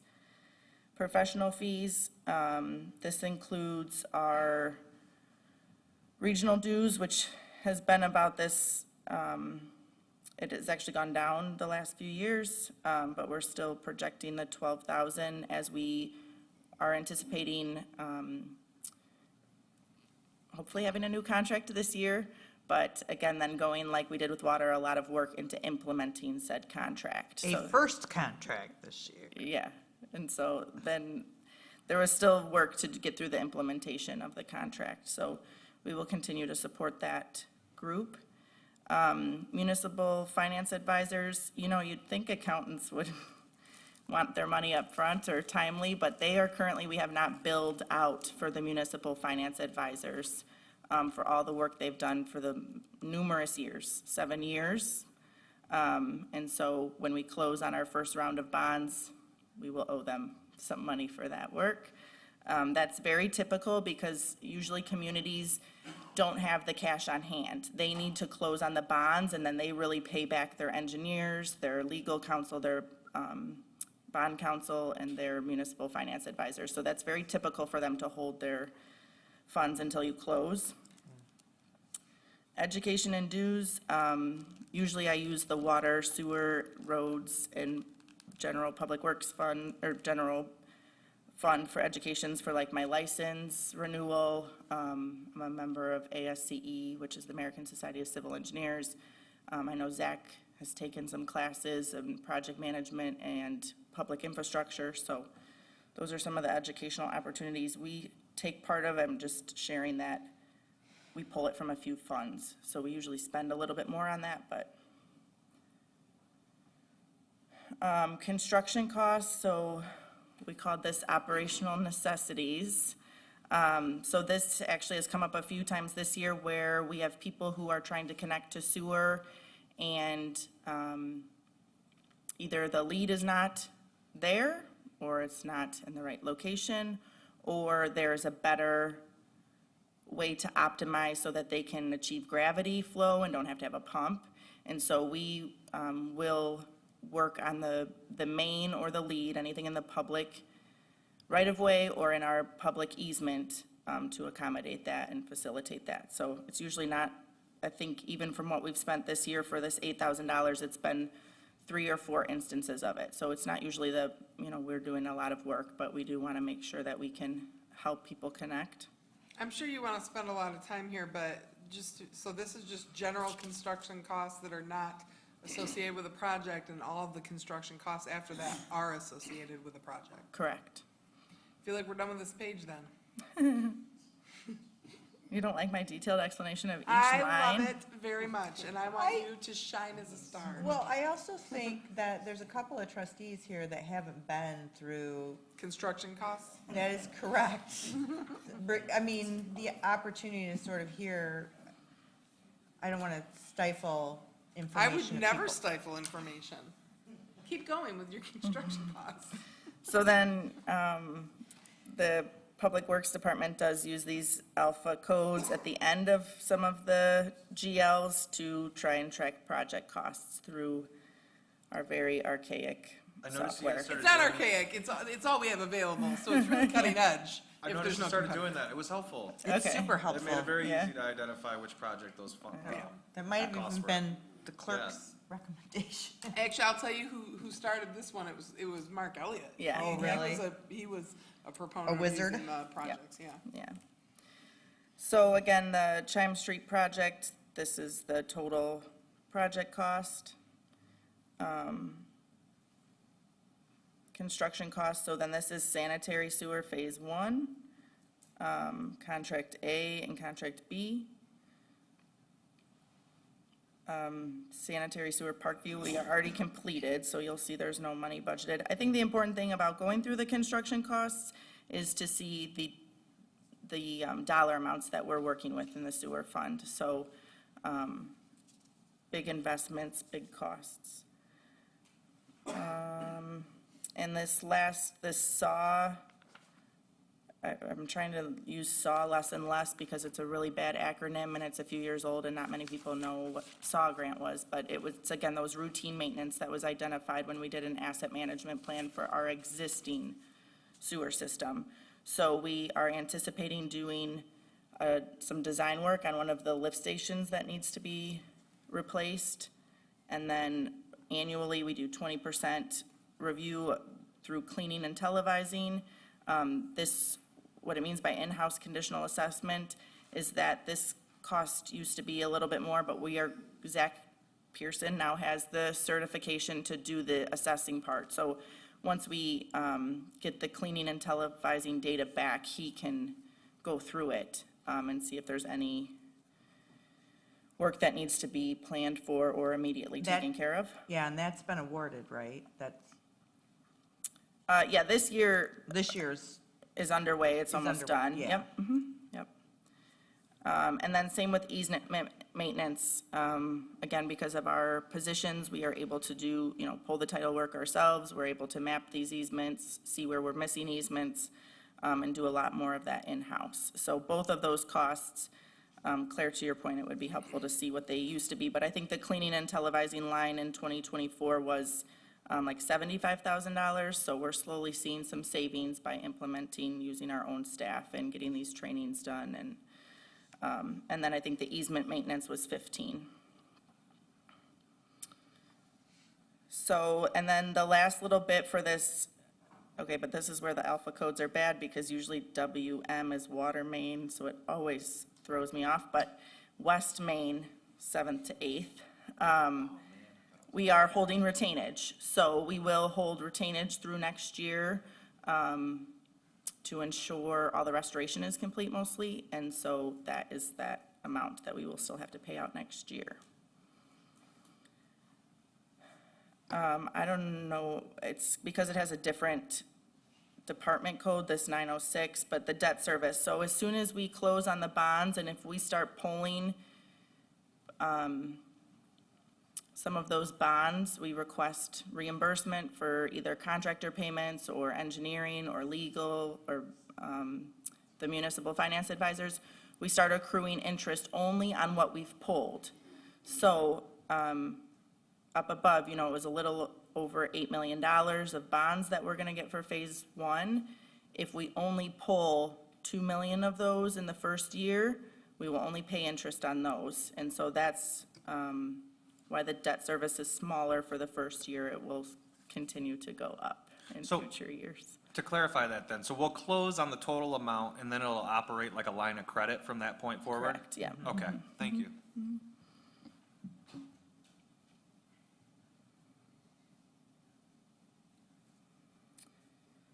So then there's 2 transfers, the annual general fund of $150,000 and then the road fund. We had talked during, I think, the initial budget discussions and AGVs about increasing the road contribution from $350, and we, in Public Works, we're looking at either $400,000 or $500,000.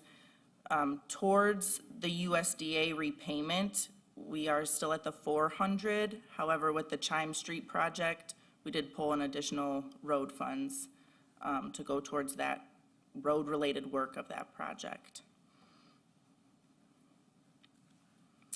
And then the end. So revenues. and then the end. Revenues Not over everybody. This has been Then quick. expenditures. And I will say there is a net of revenues, and that, once you look at the CIP, you'll see that that is really in anticipation of these big capital projects that we have. We're doing phase 2 the next year. We will definitely need that money. And so we're trying not to spend, every last dollar so that we can be agile for these projects that come in, and that we can continue to pay what we can with some of our cash revenues. Thank you, Anna. At this time, I would invite the board to have any questions about what's been presented to you. I just have a very small question. Under 536 sewer and water, payroll taxes are going down from previous? Seems peculiar. It was 8295 previously, it's budgeted for 8,000 now? Yeah, so it's actually because the salaries went down a little bit too.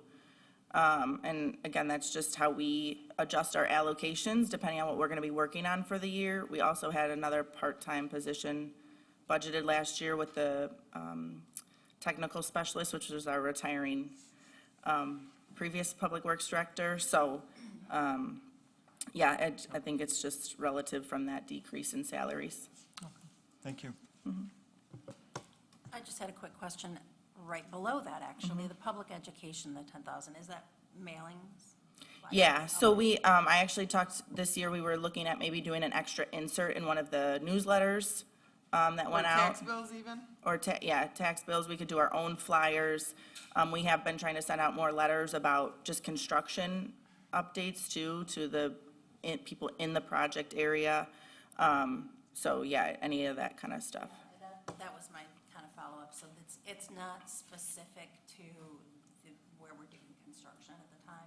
It's going out to all the residents, just to let them know what's going on elsewhere? I think that depends. Yeah, it depends on the content, but it really is my goal to keep educating the public about sewer and septics even. There's parts of the township that will always maintain their septics, and so I think getting education out about Septic Week and proper maintenance of that and why maintenance of your septics is important. So I think really just depends on how we tailor it to who it would go to, the appropriate audience. If we mailed every single thing to every single household regarding, it would be that is correct. Any other questions for Anna concerning this budget? Let me make sure I don't Are you have any guys getting new questions. computers next year? Is that what that is for IT? Oh, did you miss my blue lines of GPS and? It's on the Oh, top, I- it's on the I top, didn't it's on see the it. top of the next page. Oh, I'm looking at the screen.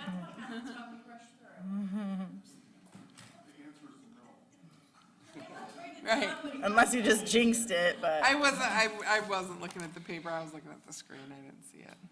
I don't have any questions, but I, for one, am very excited to see the 2025 budget actually roll into action. Yep. So congratulations for staying on top of this for the last, Jim, 6 years? Yeah, I think that's Anna has That's pretty stayed on close, top, yeah. stayed current, reworked this budget. Thank you for that hard work. It is no small achievement. And I want to remind the board that, I don't remember the date because, August 20th, she put it on here. Anna provided us with the USDA Neighborhood Sanitary Sewer Expansion Project. So if you have further questions related to these contract things, the details you will be able to pull out of that presentation that she provided to us. Where's that? I just wanted to say one You thing about you this got it too. at a previous meeting. Maybe I wasn't there. You weren't, as a matter of fact. I can have Ann send it out again. Zach, I'm sorry. No, it's okay. I just wanted to put another fine point on it. We've been working on this USDA sewer expansion plan for a very long time. I've been on the township board since 2016. 14. 15, sorry. And it started just before that. I was first elected in 16, how about there? Yeah. And like, oh my goodness, the amount of board members that have worked on it, that have come and gone for various reasons, the amount of ups and downs we've had with the public, with the legal system, with everything, and we've stayed the course to do what's right. There's people out there that need this assistance, and it's super satisfying to see a 2025 budget with construction dollars for those important projects. So thank you, and thank you guys as well. Support.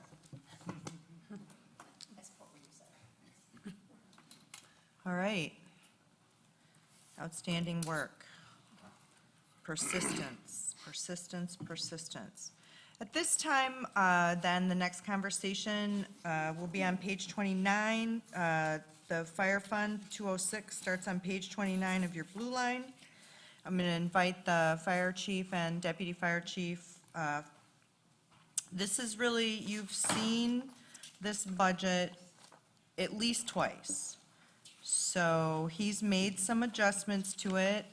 I believe it's balanced or pretty doggone close to being balanced. There still might be a couple of tweaks before we come back to the 8th. But this is your opportunity, members of the board. I think Chief's going to point a few things out for you, but if you have any final questions, this would be the time before we bring a balanced budget, a fully balanced budget back October 8th.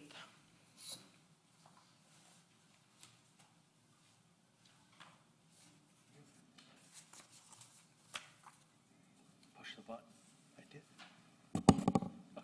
Now it's working. So I want to thank Dusty, Sherry, and Claire. Last year and this year, because our budget is so involved, that we sit down in a room together and go through everything line by line to try to figure this out, because doing this during board meetings is almost impossible. And so we did sit down, we went through the budget. We actually had Josh Gabrielise there, our auditor, who helped us with some of the numbers and figuring out where we're carrying over from one thing to another in different years. And we did finalize the budget. The major thing that we did was we took the side-by-side out. You're welcome, Zach. Thank you.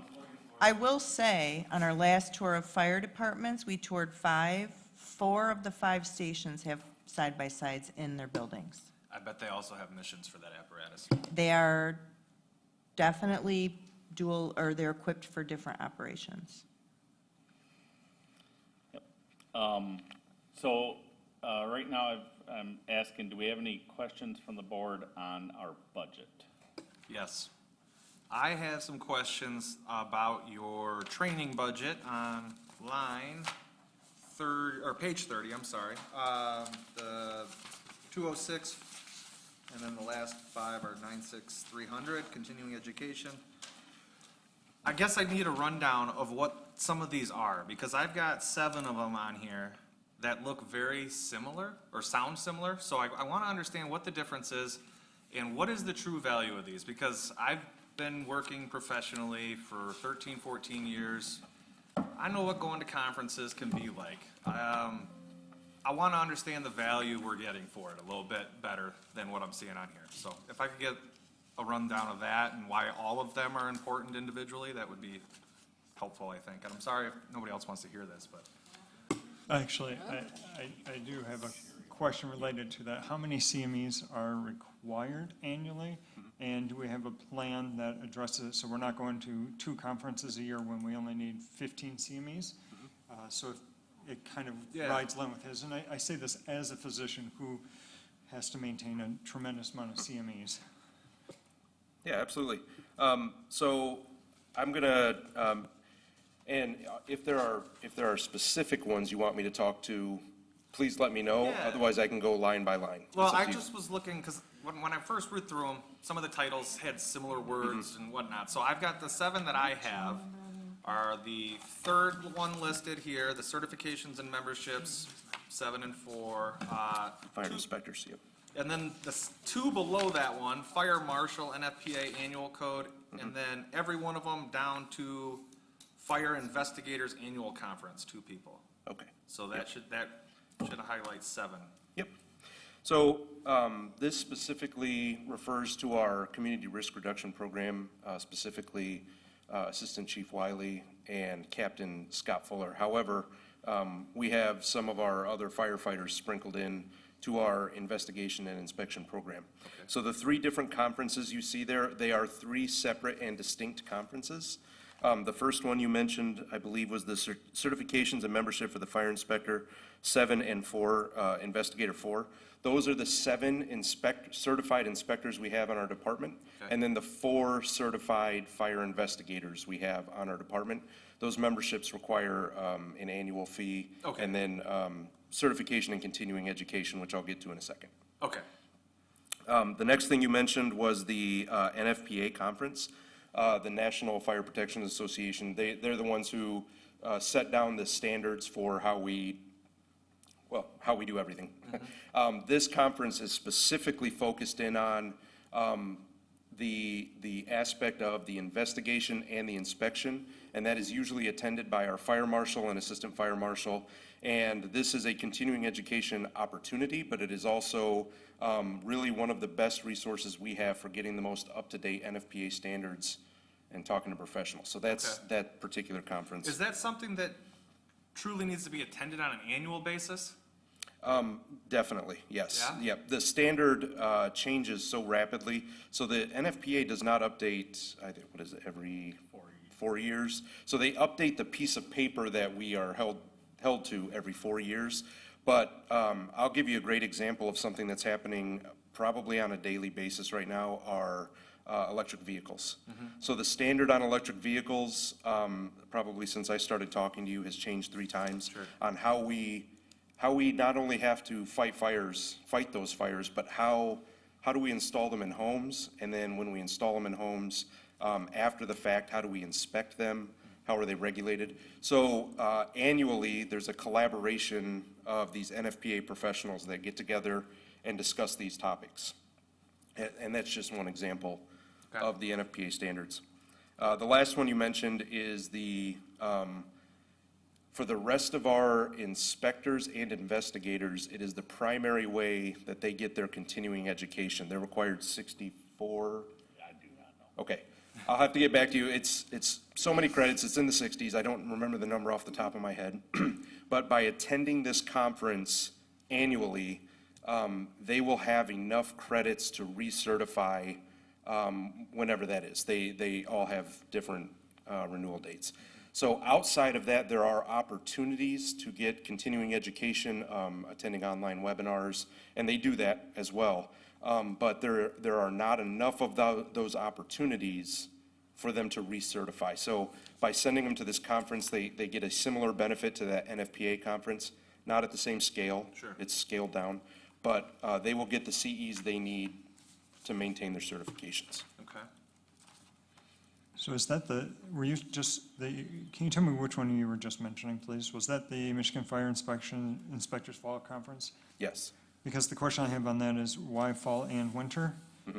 Like myself, my ACOEP, which is National Board for Emergency Medicine, has 2 conferences a year. If I went to both, I'd have about 3 times the number of credits necessary on my 3-year cycle.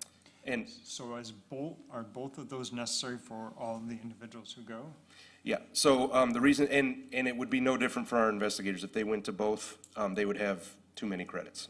They'd have more than enough. So we have 7 inspectors and 4 investigators. So we split them. Our staffing just does not allow us to send everybody all at once to one conference. So what you're looking at there is a split of our inspectors and investigators going to different conferences. We have, that would be, you said 11, right? Yes, the inspectors and investigators are 2 separate certifications. Okay. So Because you have 6 and 7 personnel, that's why I was wondering. That doesn't match up to 11. So, and it's really, so the credits they receive, so some of our investigators are inspectors, but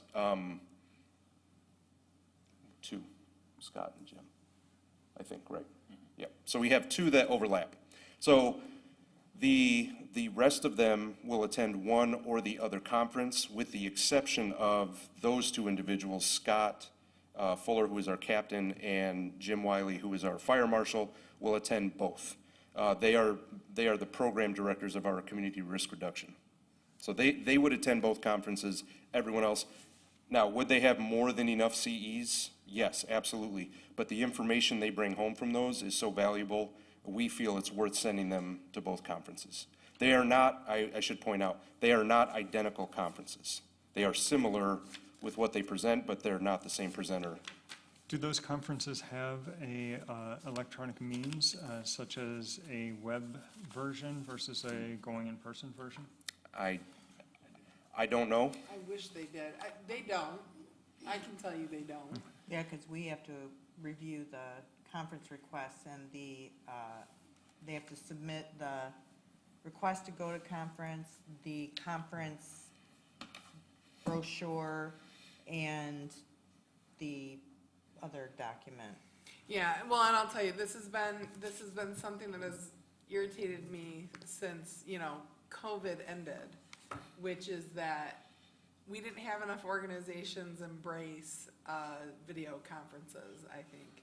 Anyway, I deal with it with the clerks, we deal with it with MTA. MTA every once in a while will offer something, but it's not consistent and it's not very good. And I had also looked into some of these, same with Michigan Association of Planning, like, it's sporadically offered, it's So strange. inconsistent to be useful, and it's not for certification, so. I think it's nice sometimes to not be in a conference on the web, though. There's something to be said for Oh, face-to-face sure. interactions and. Yeah, no, more for The convenience. discussions that go Yeah. on amongst people that learn just from. Well, I think your During the break. conferences, people are actually physically doing things. Putting out Yeah. fires. Yeah, I that's would- true. I was gonna point out at the investigators, some of the investigator schools they go to, they set a car on fire, and then they go through how to investigate a car that was just put on fire.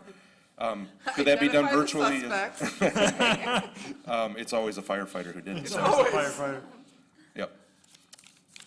Then, last question, just because it's such a large ticket, large dollar amount, can you tell me what the fire department training network is? Absolutely. So this is really exciting. They are, I'm not even going to say an up and coming. We're just, I think Oshtemo's late to the game. They have become the national gold standard for hands-on training for basic fire tactics. And they've been around for a while, but they were the fire service's best kept secret. So they are down in Indianapolis, and there is a major conference down there called the Fire Department Instructor Conference. And one year I was down there and I had the pleasure of hearing one of these gentlemen present to us. And essentially what they've done is they've built a small city out of shipping containers, and they can set fires anywhere in this small city. They have pumping apparatus that are donated to them by fire departments. And hands down, they provide the best training, hands-on training. So they have different tracks. So if you want to go down there and learn how to move a hose through a house and put out a fire, throw ladders and cut a roof. So the reason that number is so large is because we send our people to different tracks. And that sounds like some of the same information is at different conferences. Am I misunderstanding that? I'm sorry, say that again. So like the hands-on training you just mentioned. Yep. Versus some of the other hands-on training, because I know your job requires a lot of it. Yep. Are these redundant? Are you receiving the same training from just different locations? You know, I'm just looking down our list here real quick. The Firemanship Conference, the Light and Fight, and the Fire Department Training Network. I think you could make an argument that we are sending firefighters down there to learn all three conferences, all three trainings, basic firefighter strategies and tactics. The counter-argument to that would be they are different presenters teaching different techniques. So it is moving a hose in and putting the fire out, but they're learning different ways from across the nation to do that. Also, I'd like to point out that not the same people don't go to all three of the trainings, just like the investigator. So unfortunately, the FDTN has become so popular. The Fire Department Training Network. Mm-hmm. It is incredibly difficult to get seats to any of their classes. So the fact that we were able to secure, I think we had 12 this year, that's unprecedented. We've never had anything close to that many. It just so happened that the training officer was on the internets at 11:59 and 59 seconds and clicked register at the right time. So, but you've since fired him and hired a new one. So. No. No. Well, you promoted me, so. I said, this Now he's almost catching seems fires. unfair. Yeah, that's The only right. reason you can even answer these questions is because you were the training officer. Did you notice he stepped back? Yeah, no, he was like, please take it away. Well done. Any other classes I can speak to? I love talking about training. The only other question I had, well, two questions. Certifications. Yep. Who's giving them out and then who recognizes Yep. them? And why, so why are they important? Yep.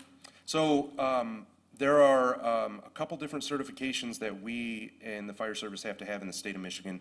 The first and most basic one is our medical license.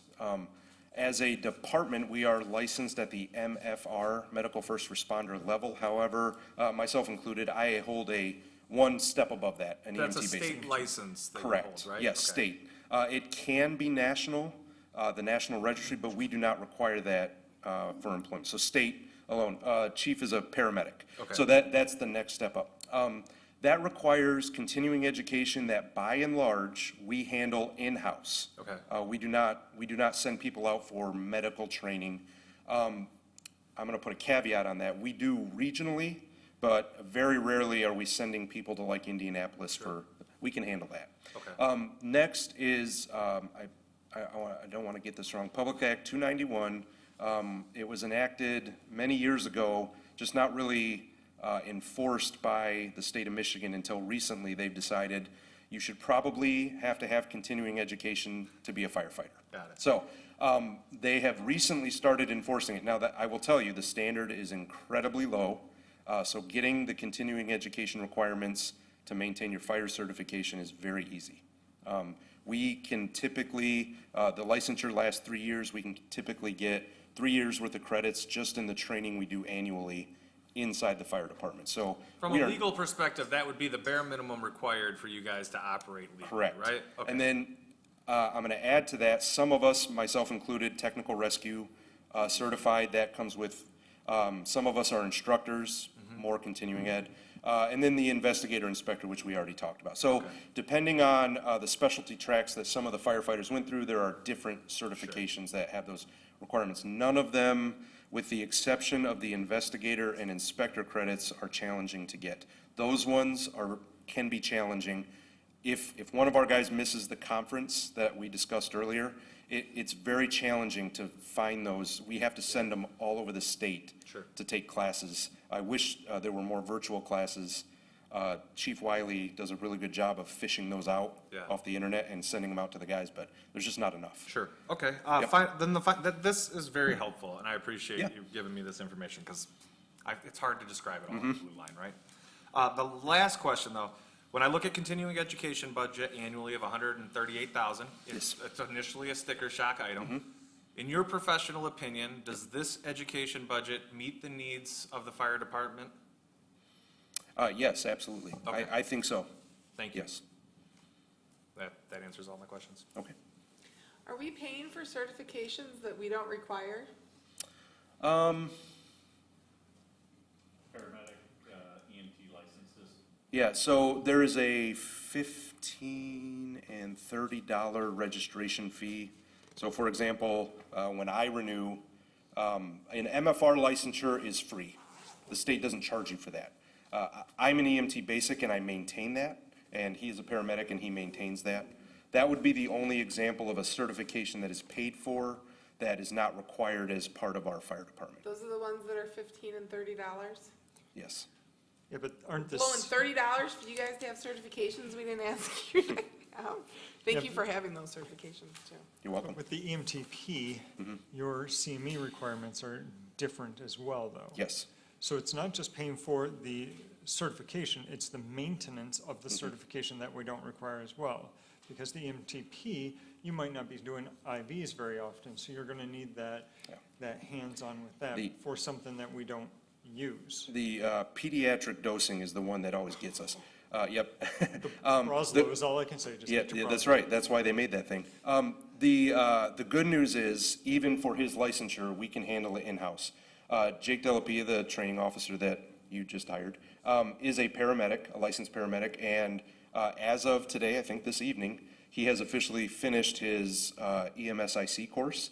So that is something your previous training officer failed to accomplish in his tenure, but Jake got it done in the first 6 minutes that he was here.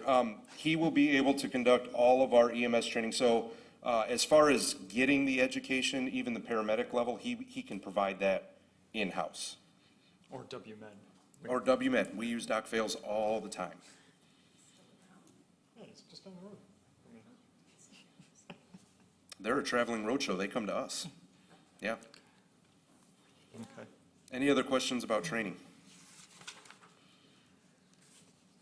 Any other questions for the chief on the budget?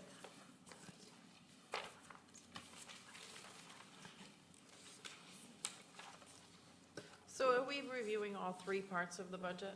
It seems to be split. We've got 206, 211, and 213, right? Yeah. So, any other, all right, do you want to handle it that way? So, any other questions on 206, which is fire operations, which is the place where we just discussed the continuing education, blue line? Going once, going twice, any further questions? This is, just in case people haven't seen it, there's a split in the budget where 206 is interrupted with maintenance. Yeah, so, I mean, it is part of 206, but it doesn't look like it is at first look. But this budget's like 6 pages or so. Yeah. If you want to keep looking. So there's a page break because it's a different department. Right, Right. yeah. Yeah. So it's still the 206 Yep. general line, but if you're seeing maintenance at the top where it says department on Yes, page it looks kind of 32. like it ended and then started again, Oh. so that's why I wanted to explain that. Right, those are the 206 allocations that are related to maintenance of our fire facilities and vehicles. So I do have a question, Chief. We adjusted at our last meeting, the paid on-call revenue, and it's back up again. I thought we got rid of it. We put it at 208. 200 need is where we, We had dropped it down, I thought 60 or 70 at our we're last meeting. estimating about 9,000 a month. That's right, I do remember that now. 10,000 a month would be 120. Yeah. So, yeah, if we, I mean, we So can. it says yeah, 208. It's it almost should like not- we didn't save it and it just reverted back to what it was. So It's a nice catch. Clerk Farmer, can we adjust that I'm gonna go again? change it right now. So- Thank you. That's what you did last time. 120, so we're gonna change that to 120, 10,000 a month? Yes. That, God, I couldn't that'll save be a it safe anymore. number. That's why it takes many eyeballs on things. Okay, we're still in the 206. Claire's question was in the fire department operations.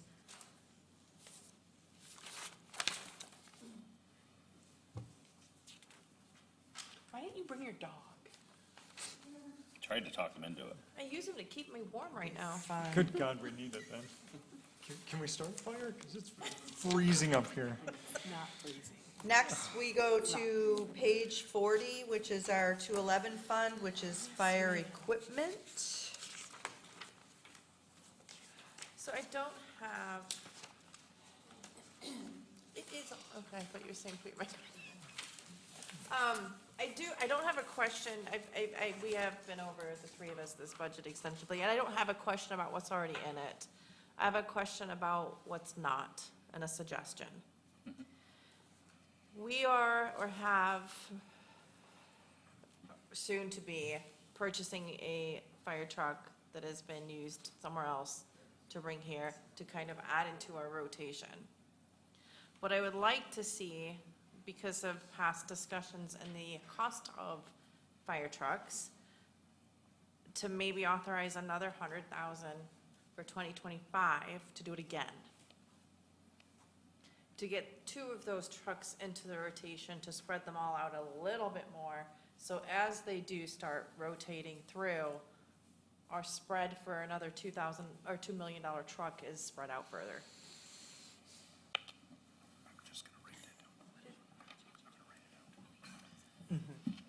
I'm not saying it would be a have to purchase, but if it's in there and it comes up, I think it's something that we should jump on. And I don't know how everybody else here feels about having it in there available and what thought process they have on that. I think that when we get to the, so you, if I'm understanding you correctly, in the 2025 requested budget, so we're gonna see, we approved 100,000 for the purchase of a used truck for, in 2024. Yep. So that will come in, I don't know, Dusty, if you've gotten that amendment in or not yet, doesn't really matter. You wanna see Another one in 2025, so that there's two purchased a year apart. One is budgeted for in 2025, and if the opportunity arises, purchase it and add it into that rotation. Well, I the think good it sounds news like, I'm sorry, I was gonna say, it sounds is- like a good idea. I'd be curious about what the chief thinks and what the maintenance So, on two would be. I'd like to table that question until October 8th, because the fire department will be here to present their completed CIP.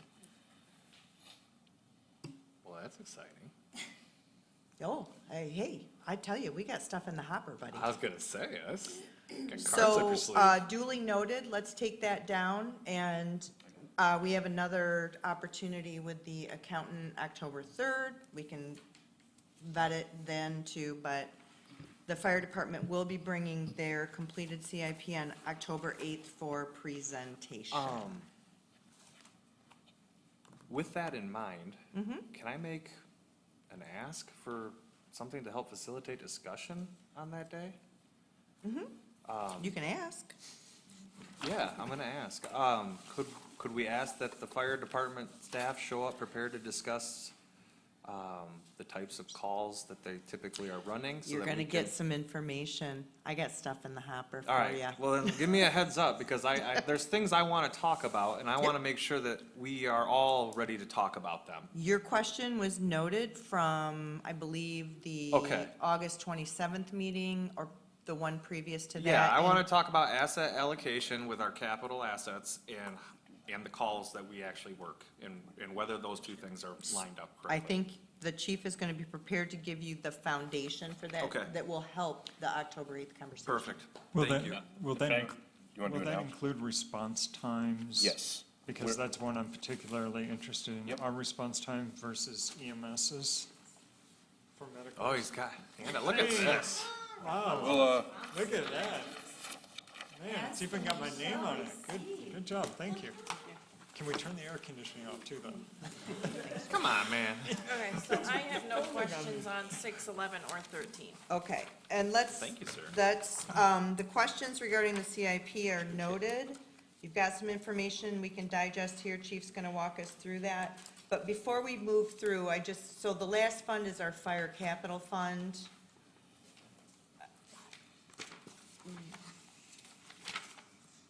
Any questions on that?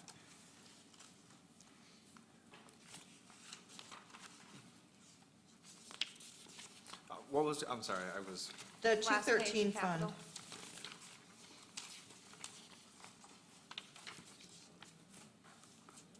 is it only on page 41? That doesn't seem right. Sorry, where are we at here? 213? This didn't, hold on, this is where we have the, No, because there's no revenues in here. right. Well, there are no revenues in this entire packet. Yes, there were. There were revenues for, well, That was a different screen. packet, that was not this That was on the packet. There screen. are no revenues Oh, in no. this packet, The I last- assure you, I ran the report. Hang on, the last page is not fire. Well, page 213 41 's fire capital, all we're seeing here is expenditures. That 213 fund is where that's the, 213's not done, because they gotta do the thing on October 8th with us in the CIP, right? that's where we have the savings account for fire capital. Right. Where but what this doesn't show is what the balance of that is. Correct. Which is roughly 1.2 million right now. Right. And that's the items that would go into 213 is what's on the docket for the 8th, correct? Yeah. Yeah, okay. But yeah, the revenues are missing.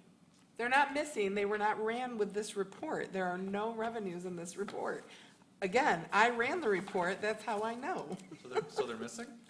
I just didn't include them. I know right where they are. We can come back to a couple of points on the blue line that's coming October 8th as well. But before that, Chief, I want to give you an opportunity to present the material that you brought and response to the questions.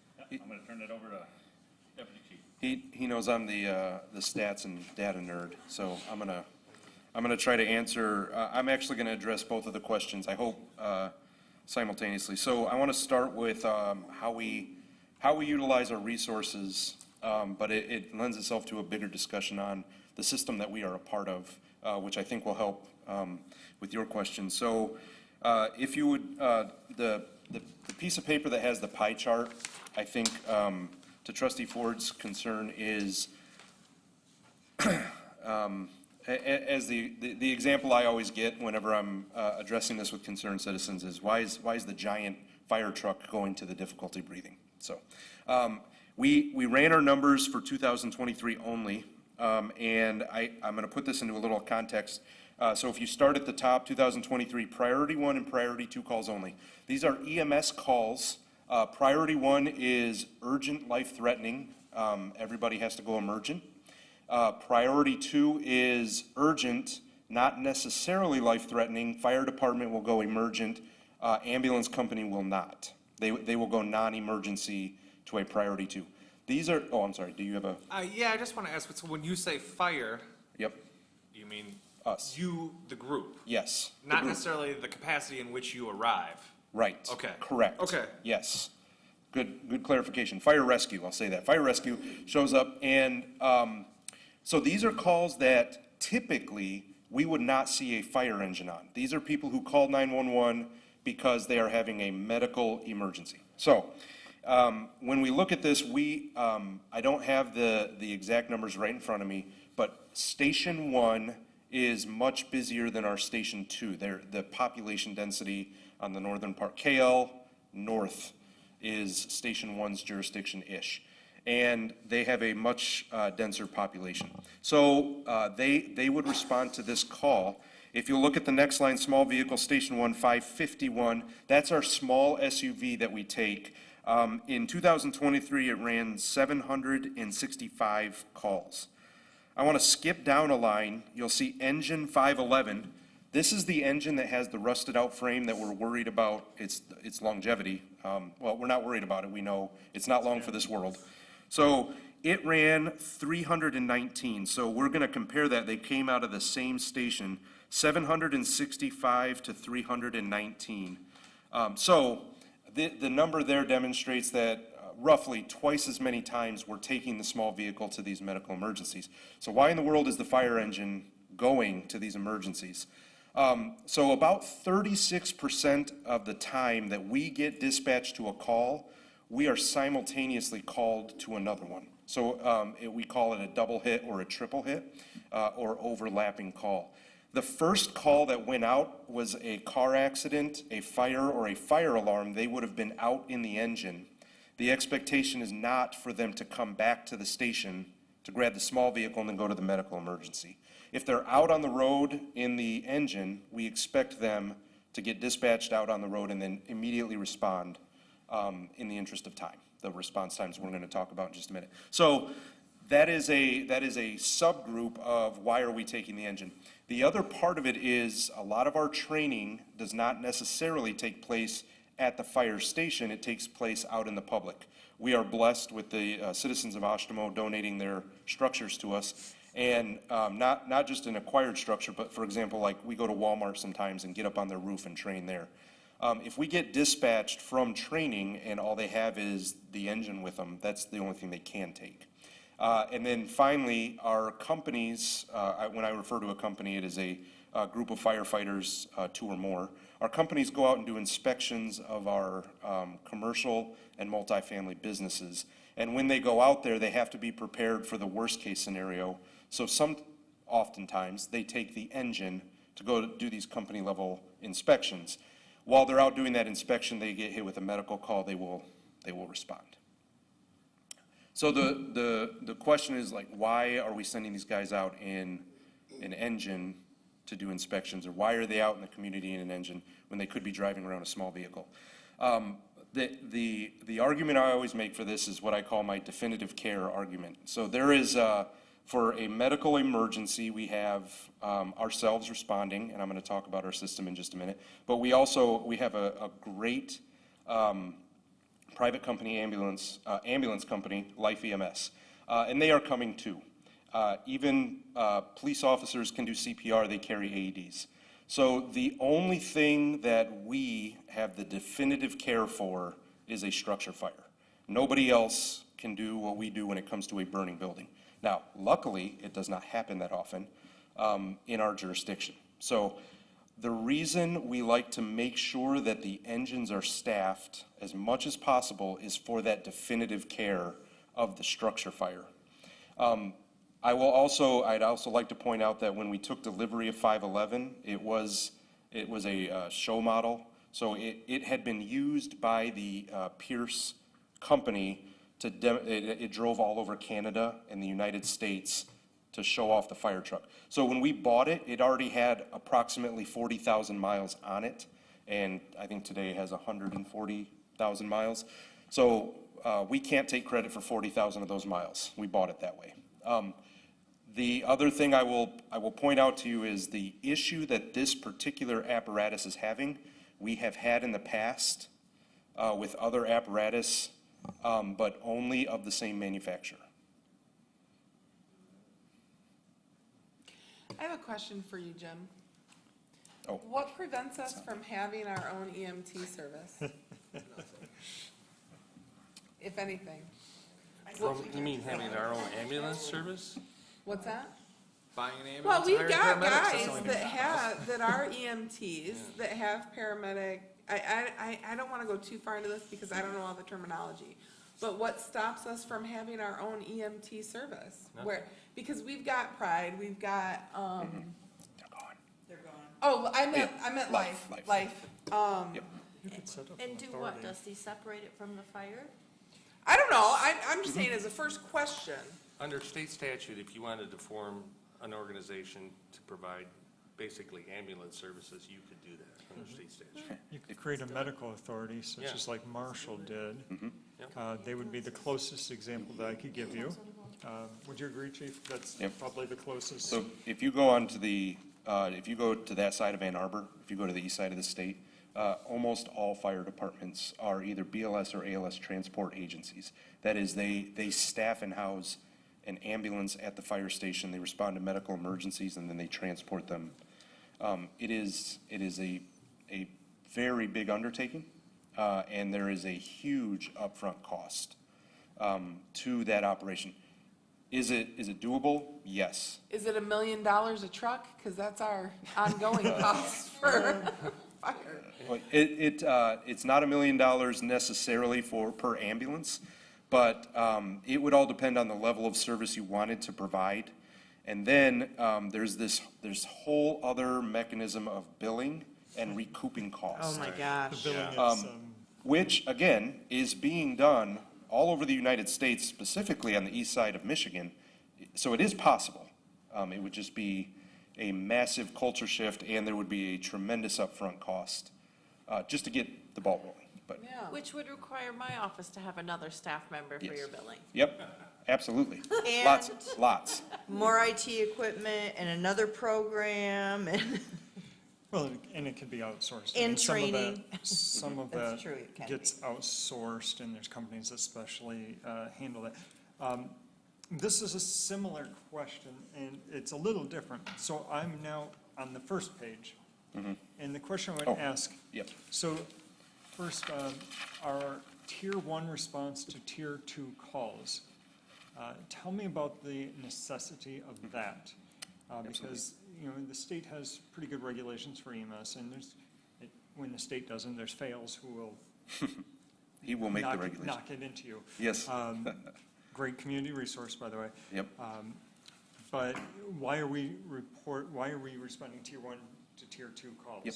So what we have is, a lot of our priority 2 calls are some of those unknowns. Based on the dispatch information, we're not 100% sure what's going on here. And for example, one of them, any kind of medical alarm in our jurisdiction. So we have a lot of multifamily residencies. Some of them are nursing homes, some of them are just elderly population. They have the pull cords in the bathroom and the bedroom. Now, a large majority of the time, the individual cannot make it to a phone, so they pull that cord. There's no dispatch information for that. But somebody may have fallen, and so they may have a traumatic injury, or they may be experiencing a medical emergency. We would go priority 1 to that, because we don't know, and the ambulance would slow roll to that or go priority 2 until we arrived on scene and said, actually, this is a person who's having a stroke. And then the ambulance would light up and the reason is we are strategically located closer to that unknown call.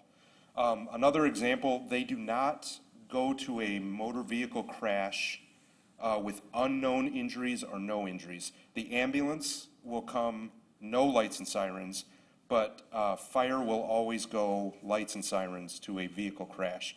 Now, if we get on scene and say, actually, we have a trauma victim here, then the ambulance will upgrade to priority 1. So those 2 examples I completely understand, but what percentage of the tier 2s that we're running as tier 1s are those? Because I get it, having worked EMS for many, many years, I get the man down, the unknown, the sleeper. I get those, and I certainly understand them. Automotive accidents, I would want a full response to that.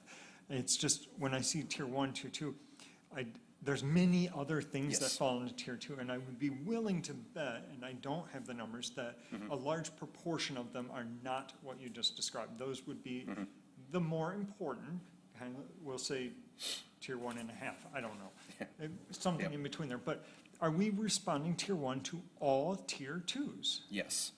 And then the next question is, when I look at these response times, are these response times by life because, in part, of our response?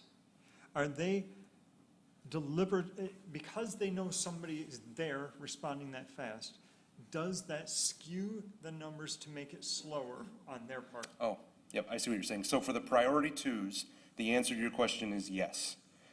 They know that fire is going to be responding priority 1, so they are not going to do that. Now, I will also tell you, though, Life EMS has a predictive dispatching software. So the way our private ambulance company works is they do not have in our jurisdiction, they do not have a station that they sit in. They only stay in the ambulance, and their dispatch will call them and say, I need you to go to the parking lot of Meyer at West Main, and I want you to just sit in that parking lot. It's because their predictive software has said somewhere within 6 minutes of the Meyer parking lot, statistically speaking, there's going to be a call. And then it will, so is it always right? Absolutely not. It gets it wrong oftentimes. But like, for example, I will tell you that our Station 1 parking lot is one of their staging points. They rarely use it. But when they pull in and they come knock on the door and say, hey, can we use the restroom, get a glass of water, our guys will just go put their gear on the truck. Because they know in a couple minutes, we're going to get dispatched to something and have to respond with the life ambulance. So the short that was the long answer to your question. Yes, the reason that those numbers are like that are because on a priority 2 only, the ambulance is coming non-emergency. Now, I will tell you, I will give you. I do want to point out that both of those are for. Oh, I'm sorry, yep. So the numbers in front of you there are only for priority 1s. I misspoke earlier. The response time numbers are skewed for priority 2s because they don't come emergency. The ones in front of you are priority 1s. That means the ambulance and the fire truck are lights and sirens to a priority 1 call. 12 minutes and 18 seconds for private EMS would Yes. suggest that there's insufficient private EMS in the area, which would lead to the question that the clerk asked, because 12 minutes, 18 seconds for a tier 1 is not acceptable. So I will tell you that, and I'm actually going to talk a little bit about our system and specifically cardiac arrests. Before you do that, can I Yep. just piggyback a question Yep. off of that? Is it still my understanding that the ambulance company themselves, Life, is making the priority call, right? When they call into 911? Oh, yes. It's Life Ambulance that is making it a priority 1 or a Yes. priority 2. Yes. Which I'm now starting to understand why I started out as a dispatcher, so, in the 911 center, and it was always a frustration when we would get somebody on the phone calling for medical assistance. Maybe they're upset, so they're crying, and then the question, you know what it is? Yep. Are you Yep. having trouble breathing? Are you having trouble breathing? Yep. Well, yes. Priority 1. Yep. Yeah, And there's, I mean, we ran those all the time, and now I'm seeing why, because they're not going light. Well, they are going lights and sirens. yeah, they, bad. priority 1, they are going lights and sirens, yes. Yes, they Right. are. Yep. But I bet the numbers still are skewed, because the bottom line is, we have a fire department that is extremely good at what they do, and there is really no rush. They're coming Sure. to do the transport. Yep. So the only reason they would divert is if they got a call. So there are certain calls where time is a factor, and what I mean by that is there is not much that MFRs cannot handle, up to and including a cardiac arrest. Drug therapy, which is what the ALS provide, is not necessarily beneficial to a person during cardiac arrest. They need chest compressions and an AED, and we provide that. On a stroke, however, there's not a whole lot we can do other than put them on high-flow oxygen, and then as soon as the ambulance shows up, get them in the back of the ambulance and get them there quick. Right. Same thing with a trauma victim. Any kind of penetrating trauma, gunshot wounds, stabbings, or car accidents, they need a trauma surgeon. There's not a whole lot we can do. So us getting there fast for the worst of the worst, especially a cardiac arrest, is just as beneficial, if not more so, than the ambulance company, because the ambulance company is going to respond with 2. If we're fully staffed, we have 4, and if it's during banker's hours, we have the chief. So we're going to show up with 6, 8, 10 people on the cardiac arrest.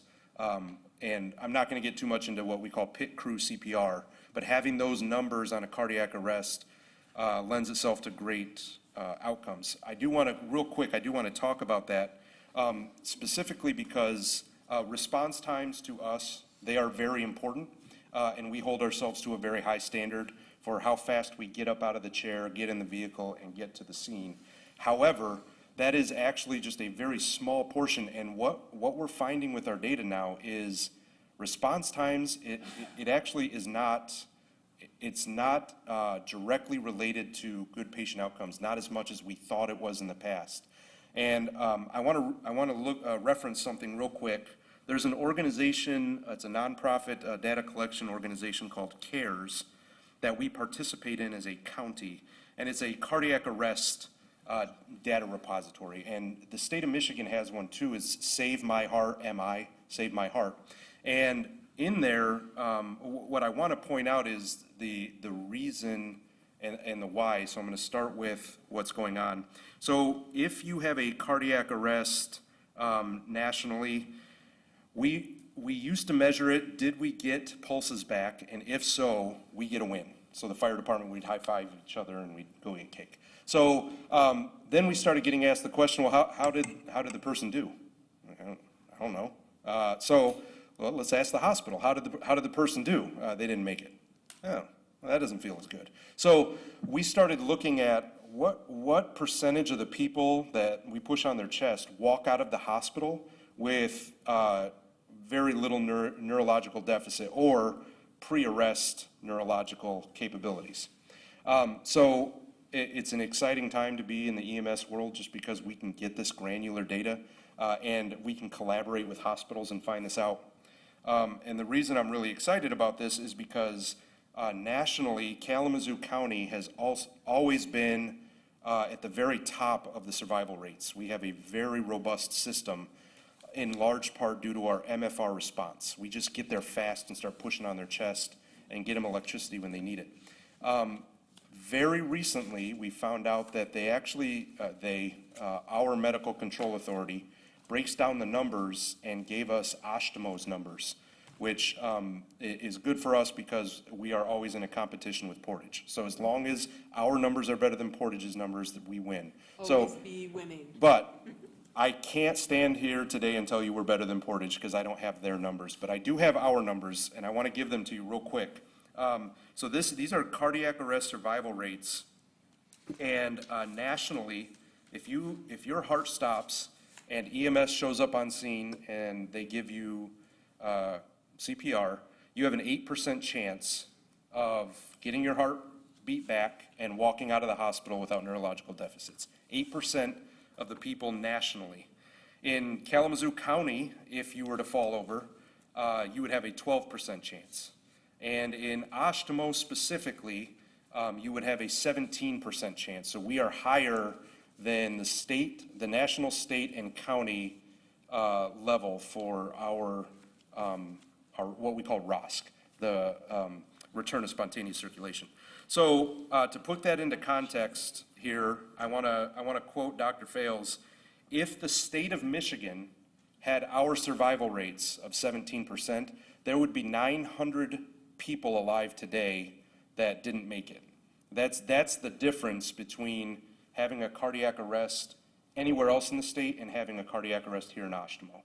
And the reason is not Life Ambulance. Life EMS is a tremendous resource and a great partner, but it is because of our MFRs that respond in small vehicles, get there fast, and begin that life-saving intervention, and then pass that patient care along to the ambulance.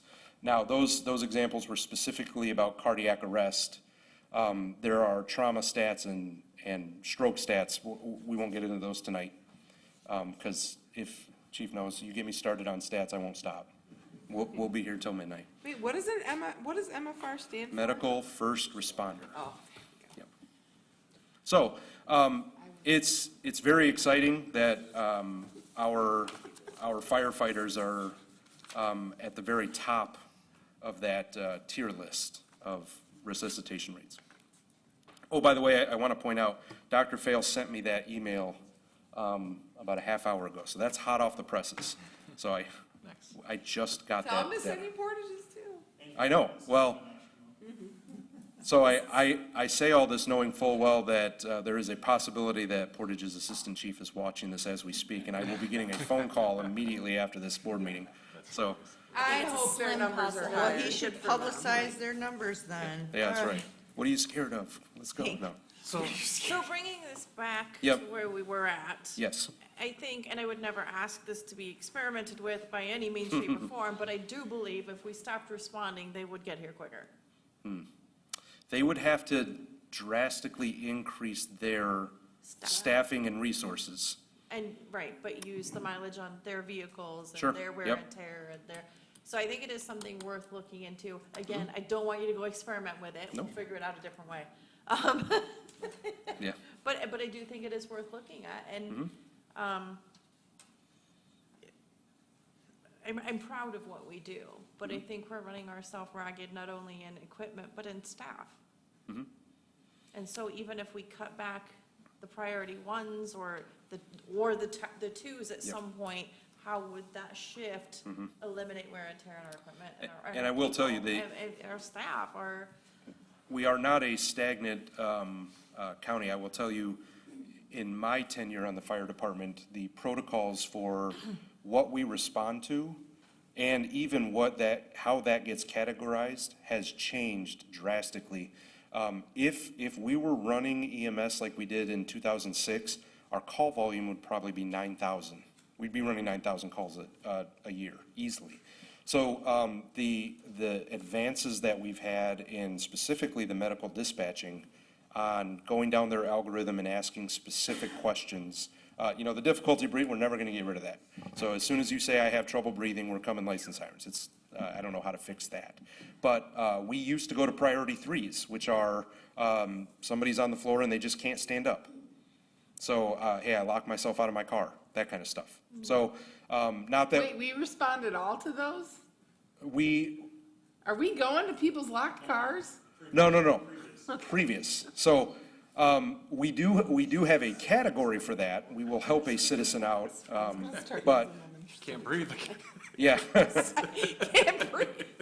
That's all you have to say. Yeah, that's right. I just happen to be standing next to So- my locked car. So the protocols are constantly being reviewed and scrutinized and updated. In fact, hot off the presses again, our protocol just changed. We no longer respond to a healthcare facility with a physician or nurse on staff for a priority 2 call. So in the past, we would have responded to that priority 1. Now we are leaving it in the very capable hands of the medical staff on site, and then the ambulances respond. So the fire department is not even rolling out to those now. Are these internal protocols? No, these are county. These are county protocols to Yes. to fire officials? Yes, correct. So all fire departments in the county have to respond to the same medical? If they are medically licensed and respond to medicals, they have to follow the county protocols, yes.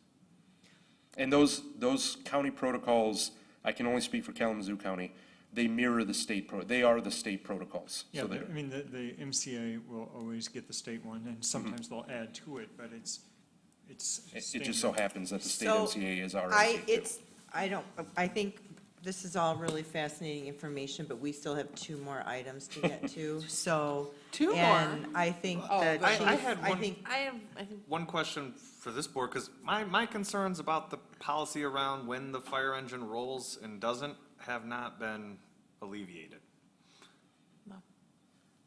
So I guess I want to talk about that more. It doesn't have to be tonight. I don't know exactly what my next questions are, but the answers that have been given have not fully assuaged my concerns. Well, what Which is you a- have specifically asked for is a policy regarding how trucks move, or how we deal with our vehicles, right? That's what you, I guess so, heard you or say a that. better understanding of what it currently is. If we're gonna talk about it, my argument is that it needs to be a policy. We- Everything we do is by policy, right? And we have both. We can provide both. Okay. Yeah. That's fine. I guess I need a better understanding of the logistics. Yep. And this was good, and I appreciate it, and I'm not trying to be standoffish or anything, but just, I need Sure. a little more understanding to feel good about the value proposition. for my you knowledge. could always do a ride-along a few times and see what's actually happening. She beat me I to mean, it. those opportunities are always No, I don't available. think That's not That's the what same I'm- as having a policy that No, guides use it's of not, vehicles. but I think that seeing how something works is just as important as well if you're gonna make decisions. You are always welcome anytime. Been there, got locked in the truck, not going back. So I have a question. Yes. Would more vehicles, smaller SUVs alleviate some of this problem? Only if we had a 3rd or 4th station. Having 1 per station right now is adequate for our needs. Would it alleviate taking a fire rig to a medical? No. Okay.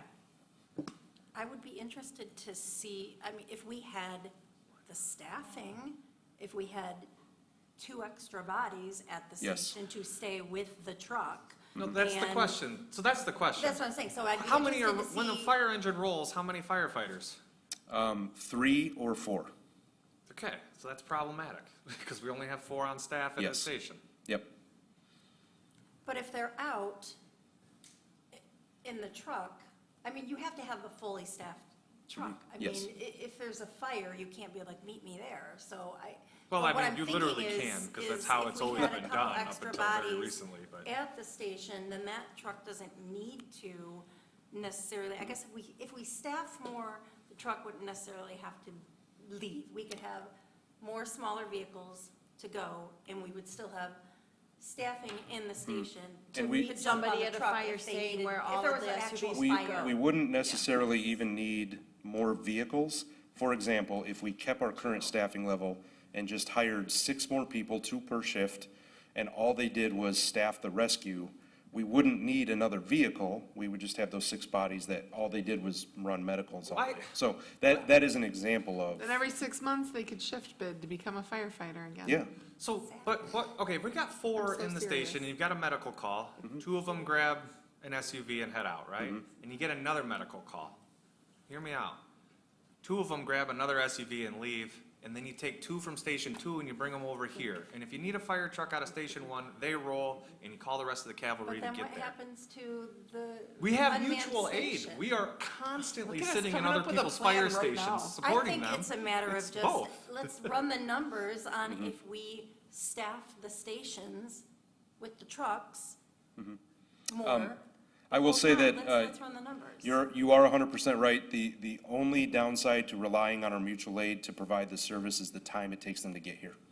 So. But we're talking about scenarios under the hypothetical I rolled out, where you've Yeah. got 2 guys and 2 SUVs dealing with 2 medical calls, and now a 3rd call at the same exact time has come in for fire. And we still have another fully staffed fire station within this township, with people inside of it and available, and mutual aid. So I'm failing to see the risk. But you're asking mutual aid to step up I'm asking when they mutual aid to normally do mutual aid. wouldn't, correct? I mean, now you're asking when it's Mm-hmm. mutual aid, you're still pulling from somebody, somewhere. Yep. And Leaving somebody, typically, we would only do that if we were completely out of resources or if the resources we have currently staffed are inadequate. And a structure fire is a great example. We cannot handle a structure fire as the Oshtemo Fire Department without mutual aid. Correct. But we can mitigate the hazard and stop it from getting worse, and then our partners can come in and help us alleviate the hazard. In reference to a medical, it's not unprecedented. We have done it before, but it is very rare that we would call mutual aid.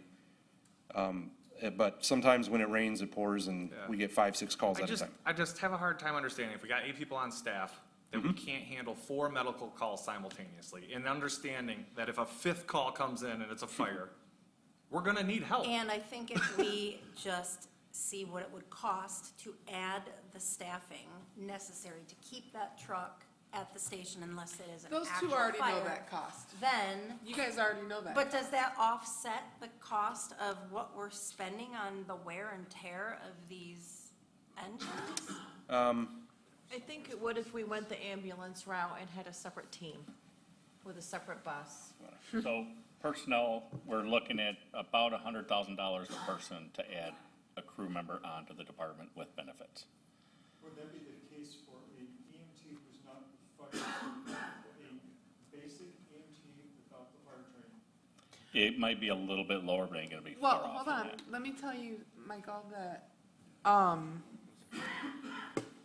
we pay, it's basically your salary plus 50% for benefits. That's right, 51%, I think, is actually where we are. So anybody that makes 50 grand a year would be a $100,000 employee. And I would hope that that's the minimum That would be 75. for wait, I'm You sorry. said a $50,000 salary would be a $100,000 employee. They'd be a 75. Oh, yeah, I'm sorry, you're right, yeah, $75,000 employee, so that's at 50, now let me get to what I was gonna say, $50,000 for year-round for people who put their lives in danger, I think would certainly be a bargain, and I would love to pay much more than that. So, I mean, so that just gives you a rough end of where those dollars would be. So, I mean, you guys are obviously estimating higher for the base salary there, but, I mean, that's where that is. Yeah, we currently budget 132,000, I think, or somewhere around there for vehicle maintenance, vehicle operations, 131,000, for vehicle operations maintenance. So that's what, not all of that is, spent on fixing things that break down, but there's, pump testing that we have to do every year, hose testing, things like that, that would come out of that. Okay. There's a lot of good fodder here. We can continue the conversation as we talk through the fire CIP on the 8th, but You got information now. You certainly can go back and watch this meeting again to catch the details if you need to. Chief, before we move on to budget amendments, do you have anything else that you want to, are you ready to move on to budget amendments? I think we can move on to budget amendment, and I just wanted to read a quick note here. Wanted to apologize for missing the August 27th meeting. I was ill at home, so, but I did listen to the meeting the next day. On August 20th, I presented the budget amendment, and then I saw at the 27th meeting that there was questions on it. So I did reach out and ask about the questions. I want to make sure that we're all clear. The fire department, our budget is meticulously prepared by many members of our fire department. We give our firefighters, somebody's in charge of EMS supplies, so they're in charge of that budget. They tell me what they need. When I get the budget numbers, I put everything together, and if the numbers aren't making sense to me or I need to cut things, I talk to them and I bring the stuff into the board. Meticulously prepared by many members of the fire department, presented with full transparency. Every item is detailed, accessible for review. There's nothing being hidden or misrepresented. Documentation, including all memos and financial details, is available to every board member to ensure there's no ambiguity or lack of clarity. I look forward to answering any questions that you guys may have, especially with this amendment that I have. Thank you, Chief. Let's move on to budget amendments. And I think since Chief is at the, and it's the first one up here. So, I thought we were already in, and now we're ready to ask them questions about the amendment? yes. Okay. All the capital facilities items were pretty clear to me. That was pretty obvious. I just didn't understand what these capital equipment items were. I wanted a better understanding of what they were, where they fall into your plan. That's what it is. I mean, Were like, these, I'm sorry, were these in the budget that we reviewed the week before the budget amendment came to us? Are these the same things that were in your budget for These were the 2025? 2025 items that they're trying Is to that- move forward to 24 because the truck purchase is being pushed back. So they're doing a little cap or fund swap, if you will. Okay. Which is fine, but now I'm seeing these items and I got questions about what are they? Yep, so I just brought it up. The building fund stuff, you said you're good with that, so I'll start down at the bottom here, technical rescue team equipment, and I'll let Eric talk about some of that.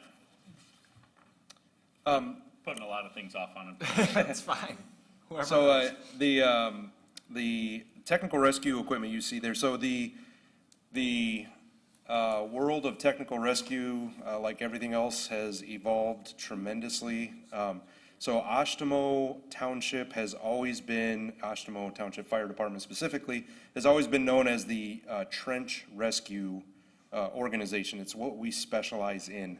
And we still, to this day, we're very proud of that. However, what we've found through working with and training with our mutual aid partners is it really is not as effective as we once thought it was, having Fire Department A be the high angle rescue. If you're dangling from a building, have them do it.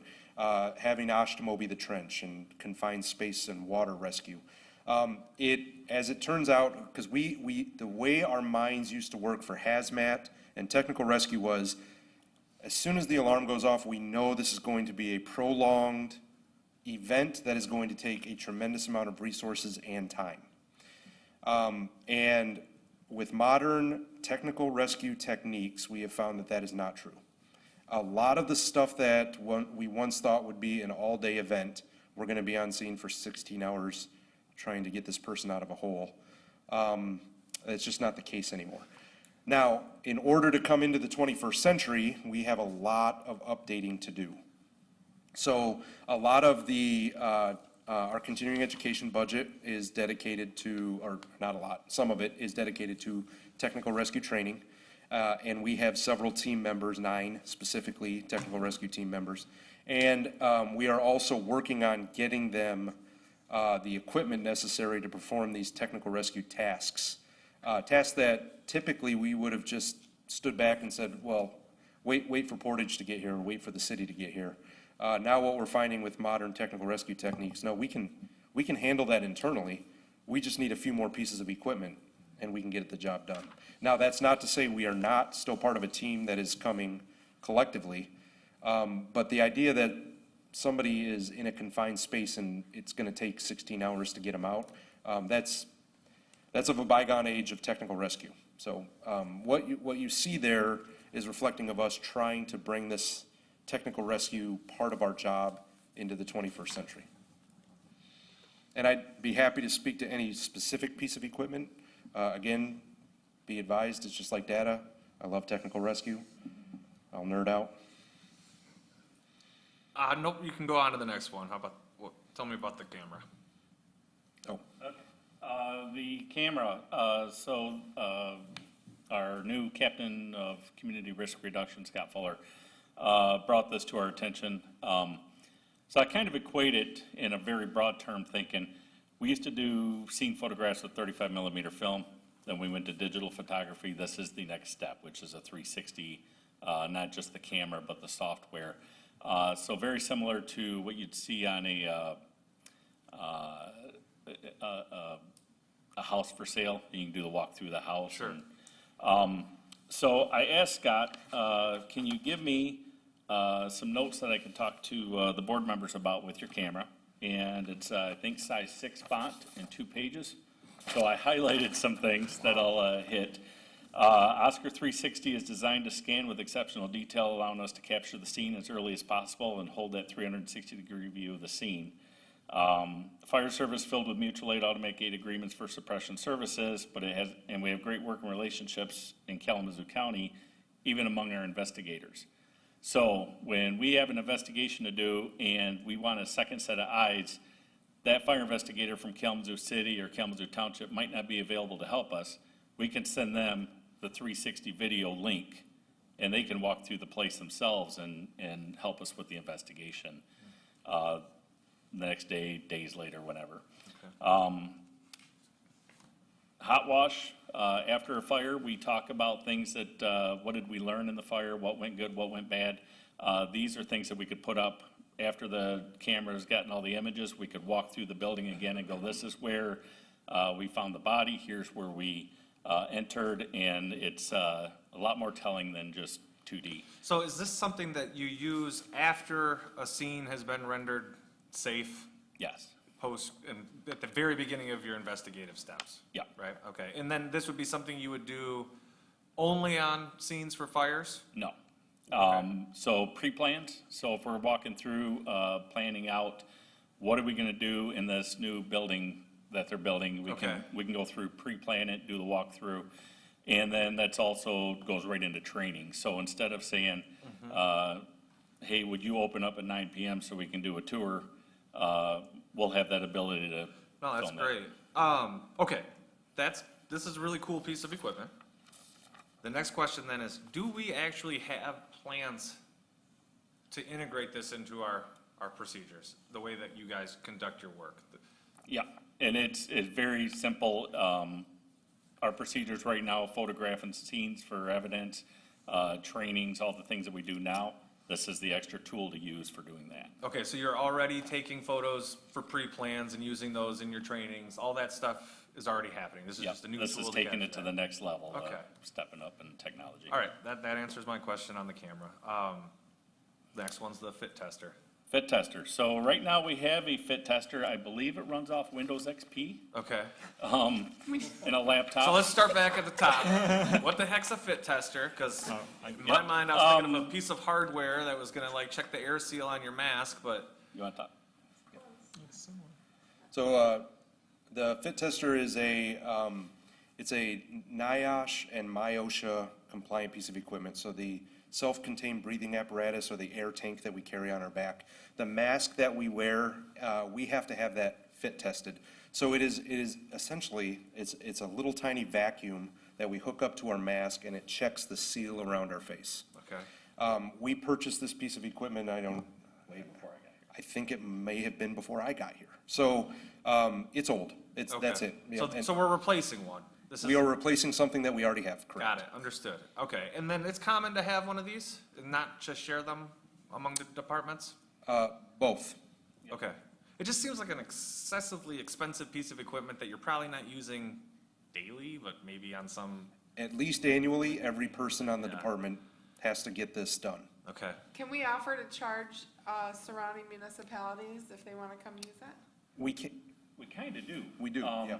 So we have offered it up to other departments. Every year it has to be sent in to be calibrated.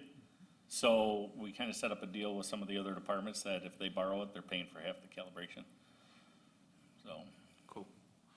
Thank you. And then the next one, if you can answer this question, you don't have to tell me anything else about it. Are we replacing this ionization detector, or is this a new piece of equipment? that's a new piece of All equipment. right, let's hear about it, please. All right, so going back to the camera, we gotta make sure that the scene is safe for us to walk into.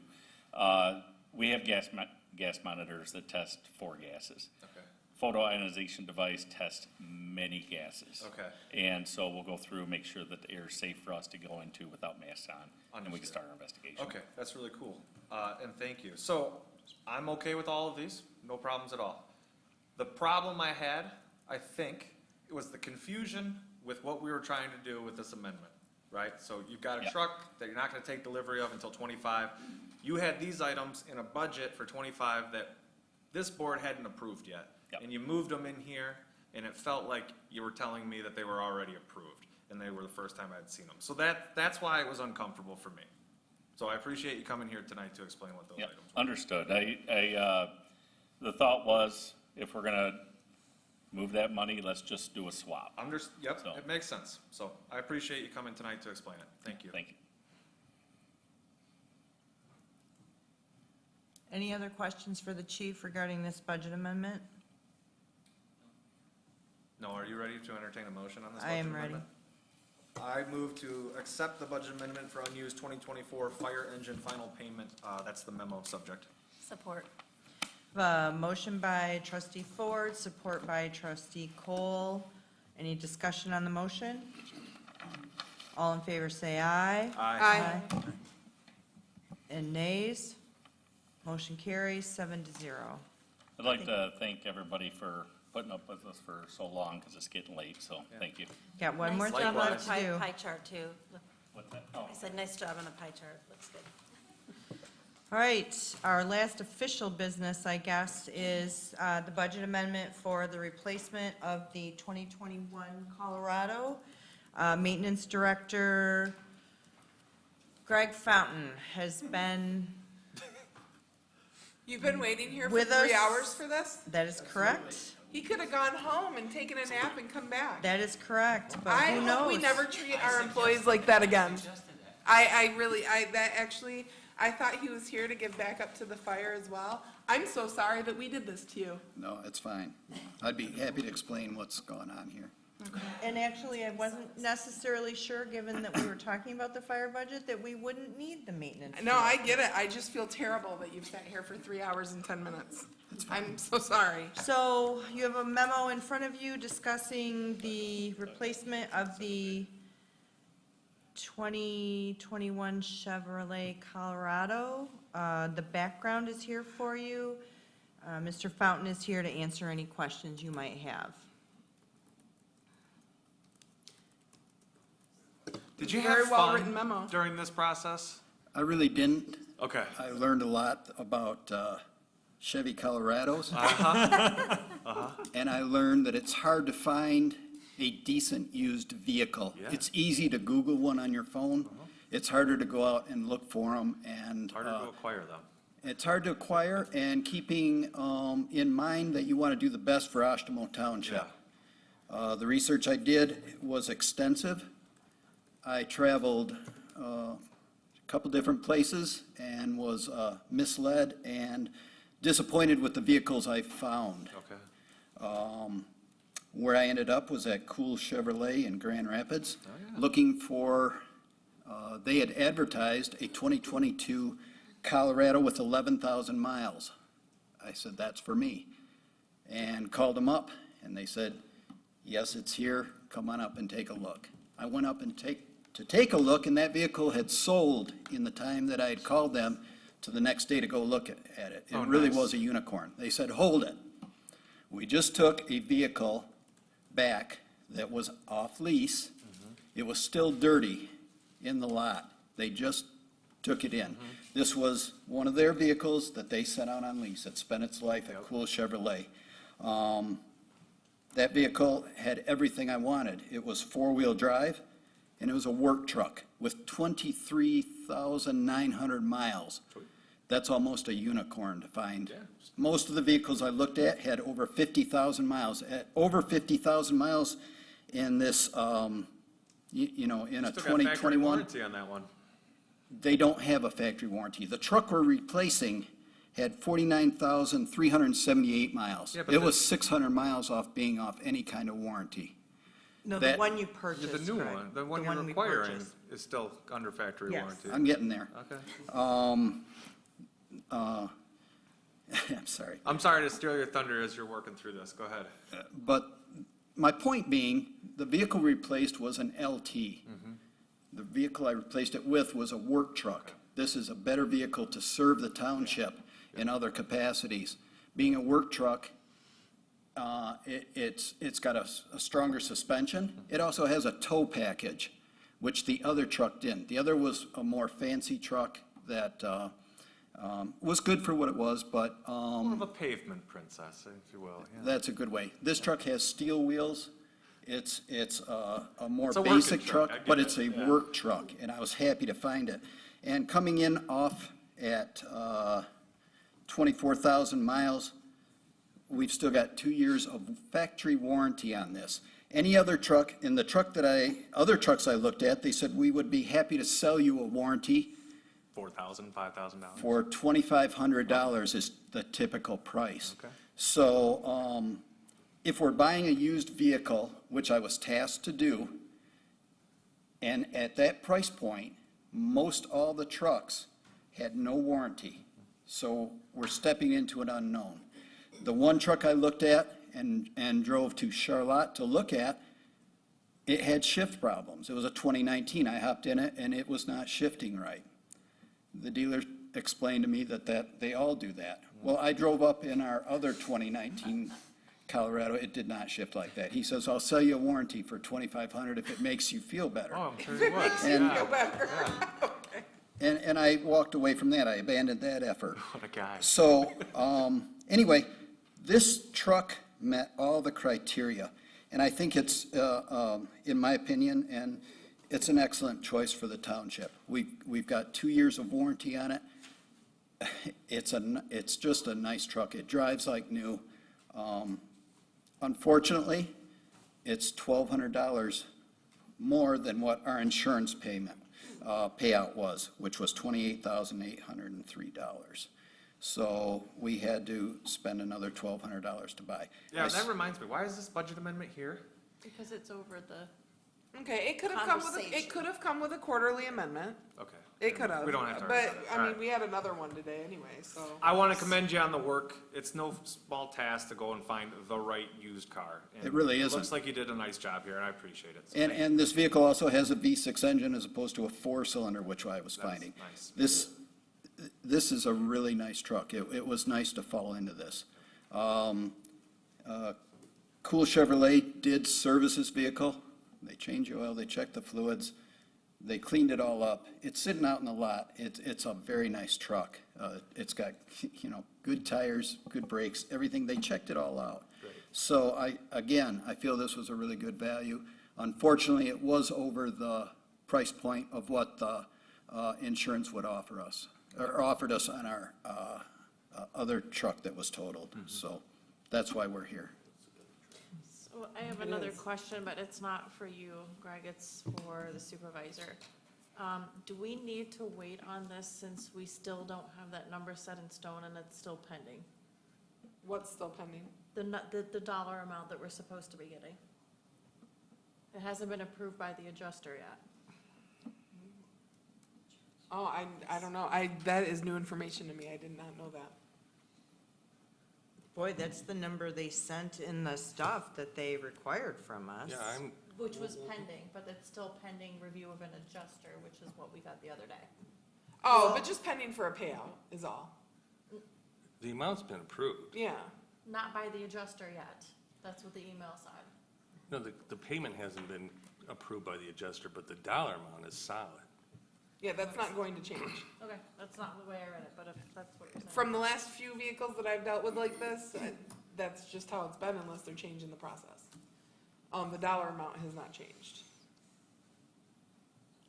I mean, that's in the settlement agreement, the dollar amount. It's fine. The email specifically said the amount has not been solid yet. It still needs to be approved by an adjuster. So it's not a solid number. So that's what I read and went, okay, can it change? Yeah.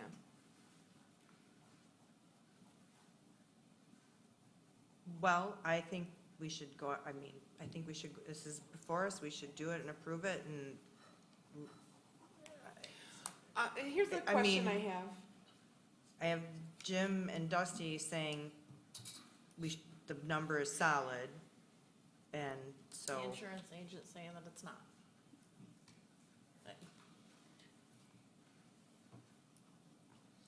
Well, we could bring this back to the It's quarterly not that I'm budget saying amendment. no- I'm not, it's not that I'm saying no, it's I'm saying I don't wanna do it again in a month. Like, Well, do we need so to we wait? could wait, we could wait and do this at the quarterly, and then we could also do it so that, we can do the building department portion of it then, too, if you want. Okay. Sounds great. So we'll bring this back October 8th at the regular budget amendment, or the quarterly budget amendments. That reminds me, I need to add that. All right, thank you, Greg. You're welcome. You are a rock star. That's all I just I'll bring you coffee on Thursday, I'm sorry. You are right. Hang on, we made him sit here so that we could talk about it again? Well, he won't need to talk about it again, his portion of it. No, no, but we will, and so then why did he Yeah. have to this time? I mean, what else do we Well, need here? A few- Because Do you need an up this- to amount to authorize this amendment? Like, The numbers might be inaccurate, so we'll just wait until the quarterly. okay. The way I suggest that we should do It's not something like holding this anything again up. next time, because this doesn't need to come No. here like this. So we're not holding anything. Well, the There's no uncertain, risk I of mean, losing the truck or anything. yeah. Greg won't need to speak to this budget amendment again. Ever again in your whole life. But at least we now know how much he knows about Silverado, or what And is it? probably how much he didn't want to know. Colorado's. Trying to check things off. All right, with that, it is now, budget amendments are closed. We will move the Colorado discussion or the budget amendment to October 8th for quarterly budget amendments. This time, item 15, public comment is open. If there's anyone here wishing to make public comment to the board, you are more than, this is your time to do so. You can sing, you can Dance? dance. If you please introduce yourself, and you have 4 minutes. Yes, my name is Ash Lantingley from Baymore, Oshtemo. This is just to, is that I cannot ask questions according to the instruction. So I just give comments, give you some information. So the story started August 26th from Facebook and our neighborhood association.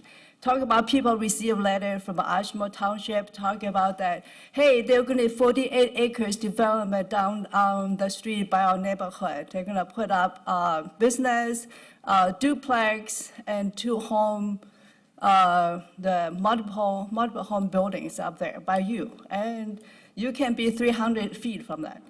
Come to the meeting, September 12th. So all by the people say, okay, well, what's going on? Let's go. So we did come to the meeting September 12th and enter the item public hearing. So they presented us the 48-acre mixed-use development on the south side of West Main Street, the 64 block. So by the way, this is the Township Planning Commission meeting. So we were here, full of people, we come here and said, what?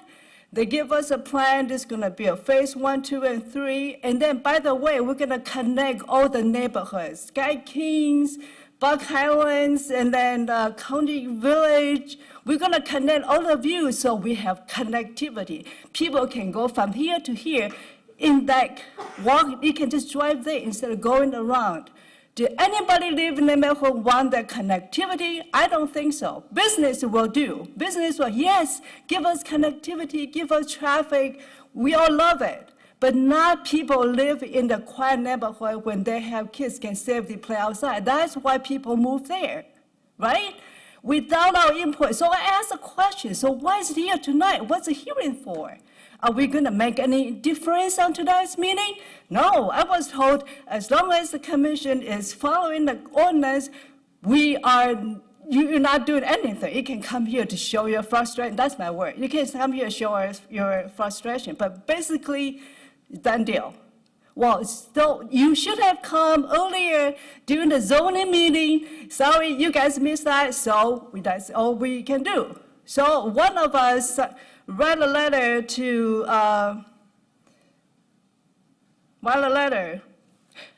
let me find it. So we wrote a letter to ask, hey, is anything commission, is anything that we can do about this? But according to the email we received from Was it Jody? Stefaria? No, Farmer. Oh, it was from me. Yes. Oh, I know. I responded to your email. Okay, yeah. That's not from me, that's from my neighbor. I'm just reading from the email.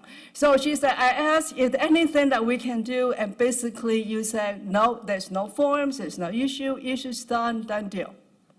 Right? No petition, no nothing. I said the right of referendum for citizens does not apply to public works projects.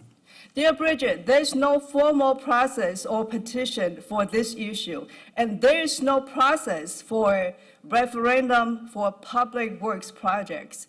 So we are so frustrated. We could have the people up here again tonight. But do you know why people are not here? Because we're getting together to submit a petition. If you do not trust me what I said, you do not know how people get so frustrated about this project, go look at September 12th, your planning commission meeting.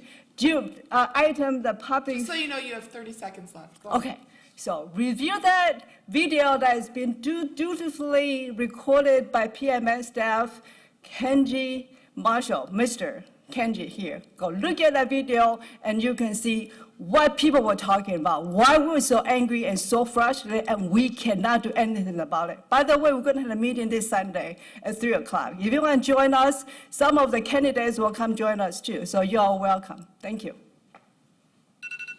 Oh, thank you. Perfect timing. Is there anyone else? Oh, do we have anyone on Zoom with their hand raised, John? No, please come forward. I don't think he's going to. No, I don't think he is. Oh, I thought you were coming up for public comment. Oh, I Oh. said on Zoom, so. Oh, okay. Yeah, sorry. No, please, if you're, please come and make your public comment. Well, my name's Andrew Brown. I live on 338 Babler Street here in Kalamazoo, or Oshtemo, or whatever you want to call it. I don't have anything like written up or anything. I'm just kind of disgusted in the way that this last meeting was held and some of the comments that somebody made up there about we should have been here for the zoning and all that stuff. I don't know how all this stuff works, but we're here tonight and we had to wait. I know you just apologized to that guy for sitting here for all the time or whatever to bring up this last little thing for the truck or whatever, but we don't know anything about how all this stuff works. I know I don't, but I'm here to figure it out because I don't like to be disrespected when I pay taxes here, and this is where I'm trying to raise my family, and I just don't appreciate the comment that was made at our last meeting. So I don't approve for these phase 2s and 3s or whatever you guys are planning on doing. I know we don't have any say in it right now, but I'm just here to show you my frustration. Appreciate it. Thank you, Mr. Brown.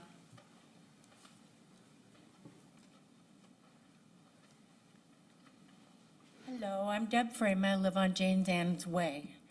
We just ask you to put yourself in our shoes. We spent a lot of money for the property we bought just 4 years ago. We knew someday there would be development in that woods.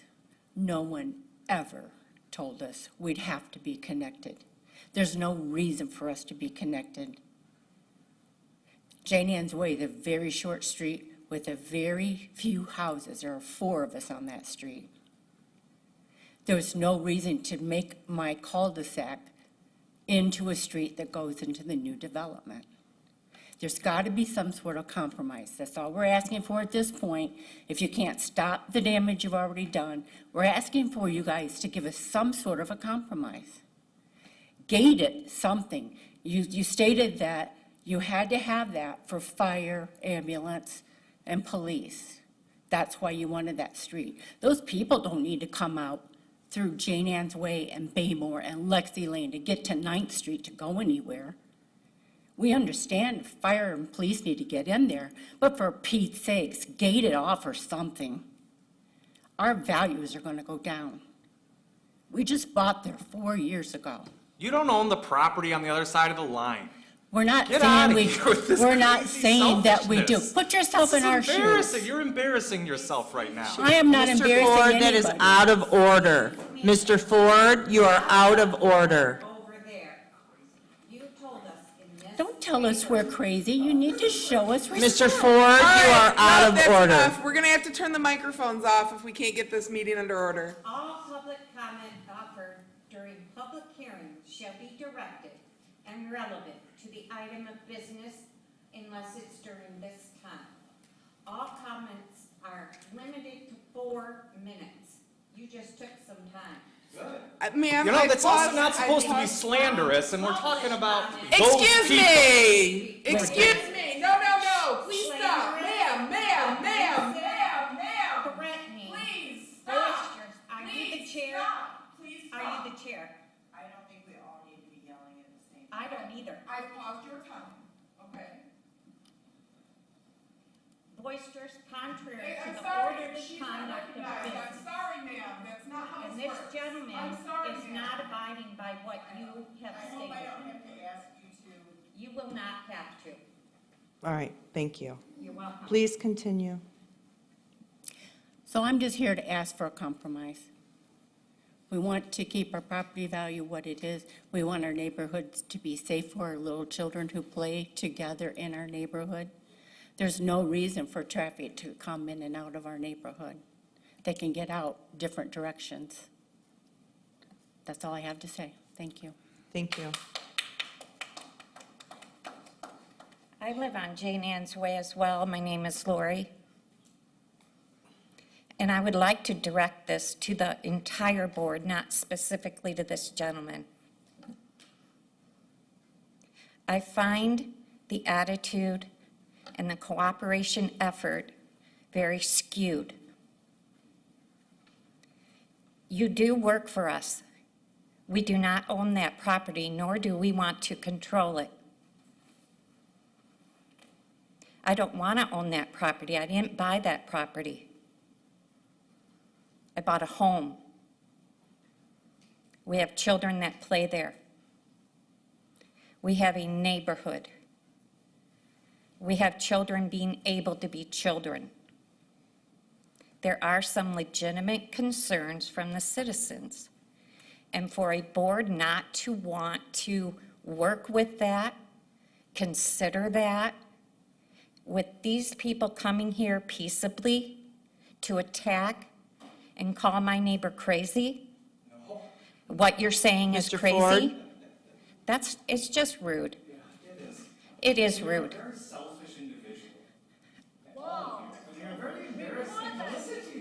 Mr. Ford, you are ejected from the meeting, Mr. Ford.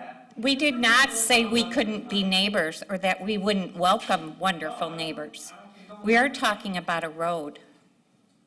We are not talking about anything else. And I think that that comment explains a lot right there. I think the comments of the last committee meeting and this gentleman trying to verbally attack me says a lot. I don't see any of you being attacked by us. You're only receiving requests of conversation. We are all adults and deserve that.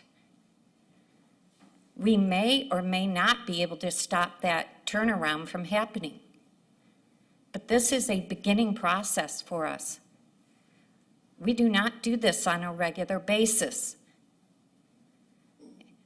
I was in public education for many years, retired. There are some real values happening here that are being stepped on, in our opinion. I would not ask you to come into my school and expect you to know how everything is running and that you know all of our timetables.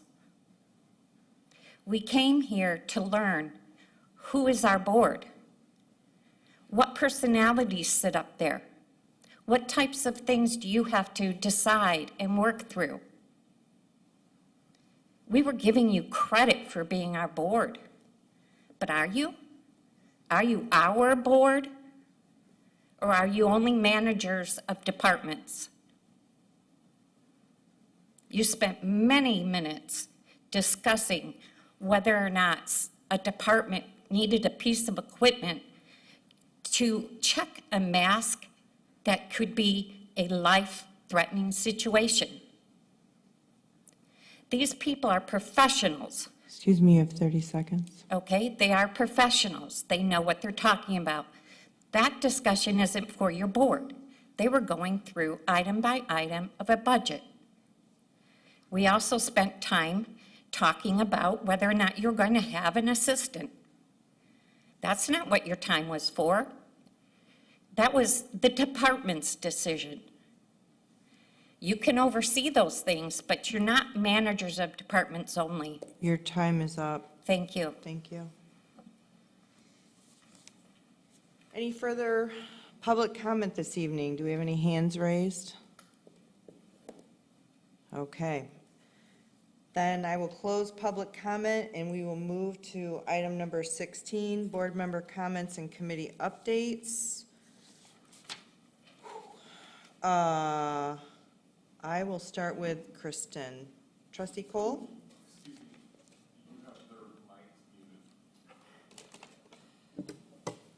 How about now?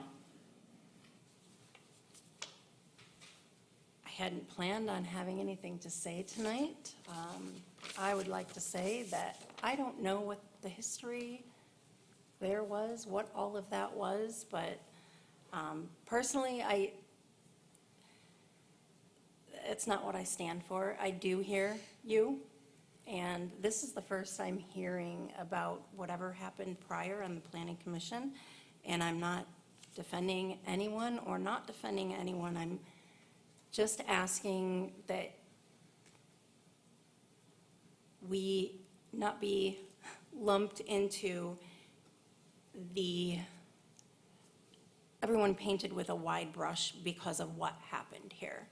That's all I ask. And again, and I've worked with all of you in this capacity, and I think that we have a very good team here. I don't agree with what happened, period. And I apologize. But I can, and again, this is no disrespect towards Zach. I have respect for Zach. I don't know what happened, but I am sorry to see what happened happen here tonight. That's all I have to say. Trustee Chapman. Nobody has a monopoly of ideas. Nobody is omnipotent, all-knowing, and all-understanding. I, like Kristen, do not know exactly what just happened, but I do believe everybody, whether you agree with me or disagree, whether you're same party affiliation or another party affiliation, everybody deserves dignity and respect. You've provided us respect by being here You've respected the rules as best you know them, and you're just trying to express a concern. And it is our job to listen to their concerns, and it is our job, whether we agree or not, to treat everybody in this room with dignity and respect. There are many times I disagree with other members of this board, but I can tell you that we work things out, and I have utmost respect for them. I've never seen what happened tonight happen. I'm shocked. This is not what I wanted to talk about tonight at all. I think it was, again, it's not characteristic of this board, and I'm shocked. What I did plan to talk about, as I did last time, is this is Suicide Awareness Month. I lost my husband to suicide, and it can happen to anybody. And those of us who have survived it, it's a very difficult thing, but there is help available. There is help in prevention. There is a community of people out there who care about you and are concerned about you. It's something that we need to do more about talking about and less hiding about. So I just wanted to make sure everybody was aware of that and how it impacts families in ways that you can't see. And it is a effect that is forever. So if you're thinking of doing it, people love you, people care for you, and the impacts are lifelong for everybody else. And if you've survived it, there's help and no need to hide in the shadows. That's all I have to say. Thank you, Trustee Chapman. Trustee Sikora? Thank you. I'm going to take this a different route. I think we've spent enough time on an unfortunate situation. I would like to, following up on our budget meeting, I'd like to have us consider hiring a project manager. I think I mentioned this last time, and I'm going to be looking into that, and hopefully we'll be able to share some of that info with the board soon. Report from the Friends of the Parks Committee. If you weren't there, you missed a fantastic, successful event at Drake Farmstead on Saturday. It was a beautiful day, headlined by musical entertainment group Benjamin and the Fresh Food Ferry. I wanted to extend a thank you to Parks Director Vanessa Street and Maintenance Director Greg Fountain and their teams for having everything looking great and running smoothly. And I also wanted to thank our volunteers who got the farmstead cleaned up and ready for the event, who worked the welcome table and the pumpkin craft tables and the scavenger hunt and the parking, the Oshtemo Historical Society for opening and staffing the Drake House. Many new visitors went through that, and we're just thrilled to know that it was there. The Oshtemo Rotary was also there providing water and popcorn. I wanted to thank them, and also the Kalamazoo Public Library for their temporary story walk display. This is similar to the upcoming project that we are working with the public library to install a permanent display back here. And also to the Oshtemo Fire Department for sending out a truck to our event. We appreciate that. And Friends of the Park is also working on their next event, which is our sponsor and volunteer recognition luncheon, which will be held on October 2nd at the Drake Farmstead. And that's all I have tonight. Thank you. Thank you. It was a beautiful day that day. Treasurer Bushka?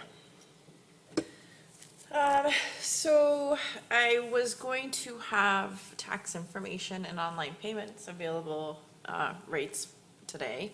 However, I ran into a quite large glitch where a mortgage company's $1.4 million payment threw a glitch into our system, so I couldn't calculate those numbers. This has now been fixed, but it took 4 days with BSNA Online to get that fixed, and multiple phone calls from people thinking their taxes had bounced. They did not. So I don't have that update that I wanted to provide. I do want to touch base really quick on the event this evening and just point out that everybody that comes to this meetings, residents, business owners, board members, we strive to conduct ourselves with a high level of respect for ourselves and others, but also to do what is right for the residents and the businesses and the township as a whole. I hadn't heard about the meeting, but I will go back and review that because I do believe, whether I can do something about it or not, that opinions are valuable. And so I do thank you for being here this evening. Thank you. My turn? Yep. I don't apologize for other people. I learned that a long time ago, so you're not going to get that from me.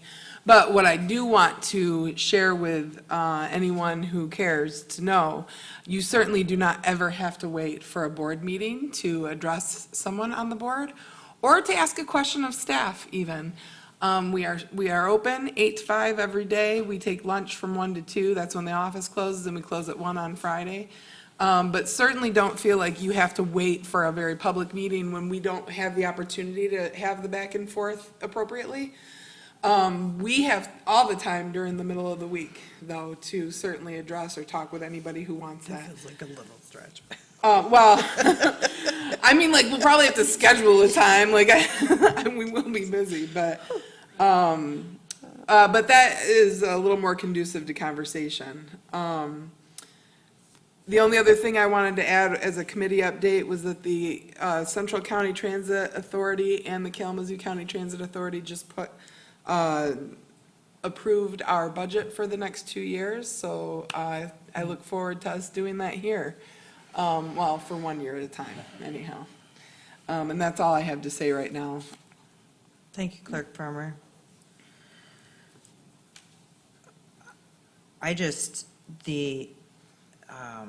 I have, in all of the years of public service in one body or another, I have never been a part of a meeting that has erupted quite that way. And frankly, Jim, I feel like I might need some training on how to manage difficult situations at a board meeting. So I apologize for not getting that under control more quickly.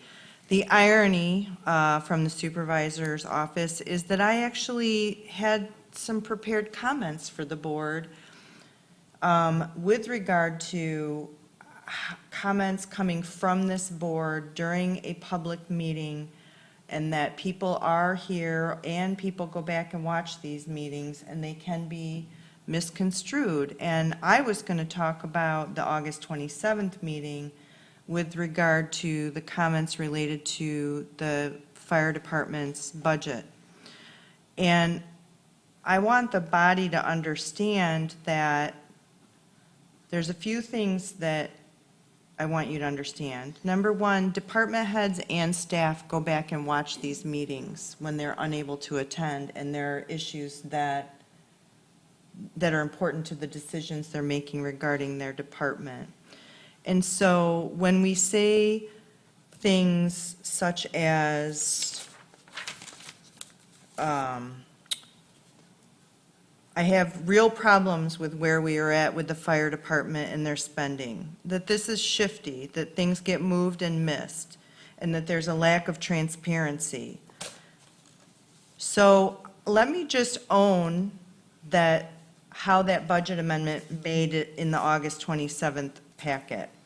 The chief did present those items during presentation, the previous meeting when we went through the fire budget, not this time, the time before that, and he laid out his plan, or his requests, where he knew where the payment for the fire truck was coming in 2026, 5, it was going to be in 2025, and that he wished to reallocate the funding for the truck, and he listed the items out specifically at that meeting.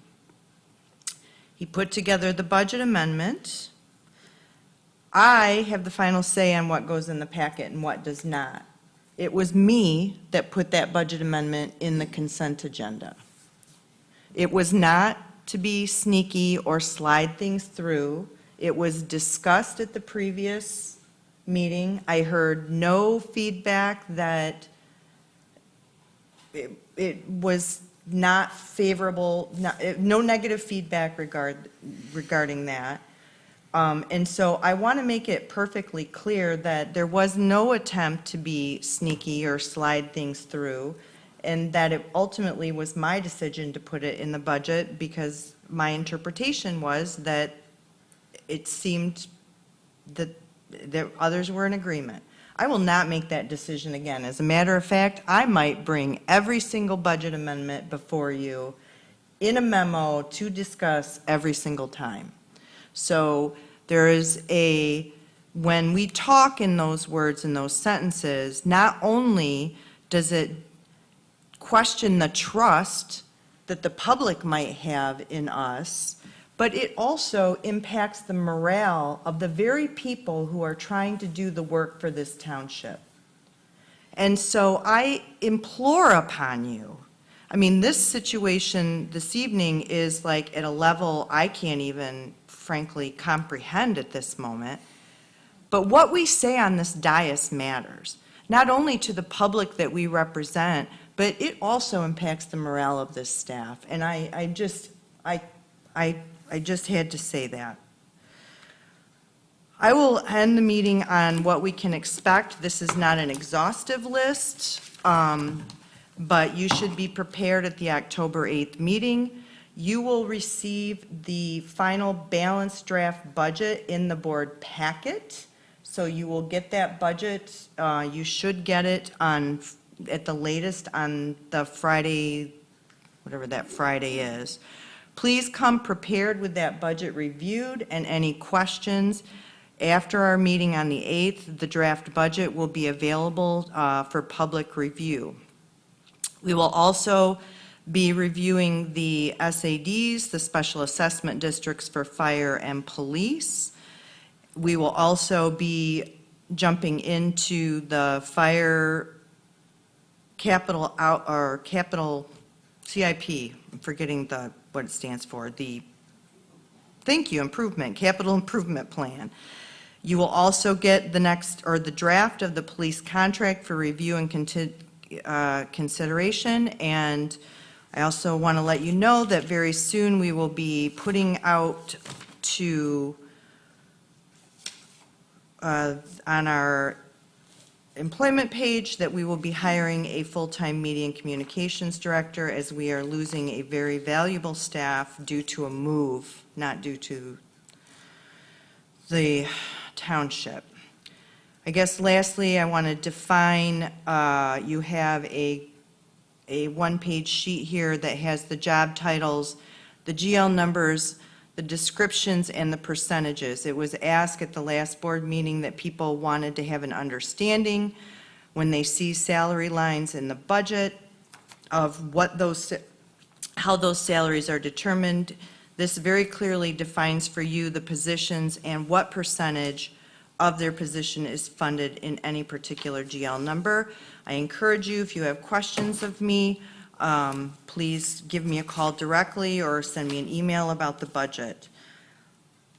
Lastly, I said lastly twice. I'm going to say lastly one more time, and I'm going to close this meeting. The number one responsibility of the trustees of the board is fiduciary responsibility of the dollars that the township takes in from the taxes collected. So it is not uncommon. It is actually the responsibility of the trustees to actually examine the budget line by line and talk about things in detail. So it would be inappropriate, perhaps even illegal at times, for department heads to make funding decisions that were not approved by this body. And with that, I wish everyone a lovely rest of what's left of this evening, and I will see you in 2 weeks. This meeting is adjourned.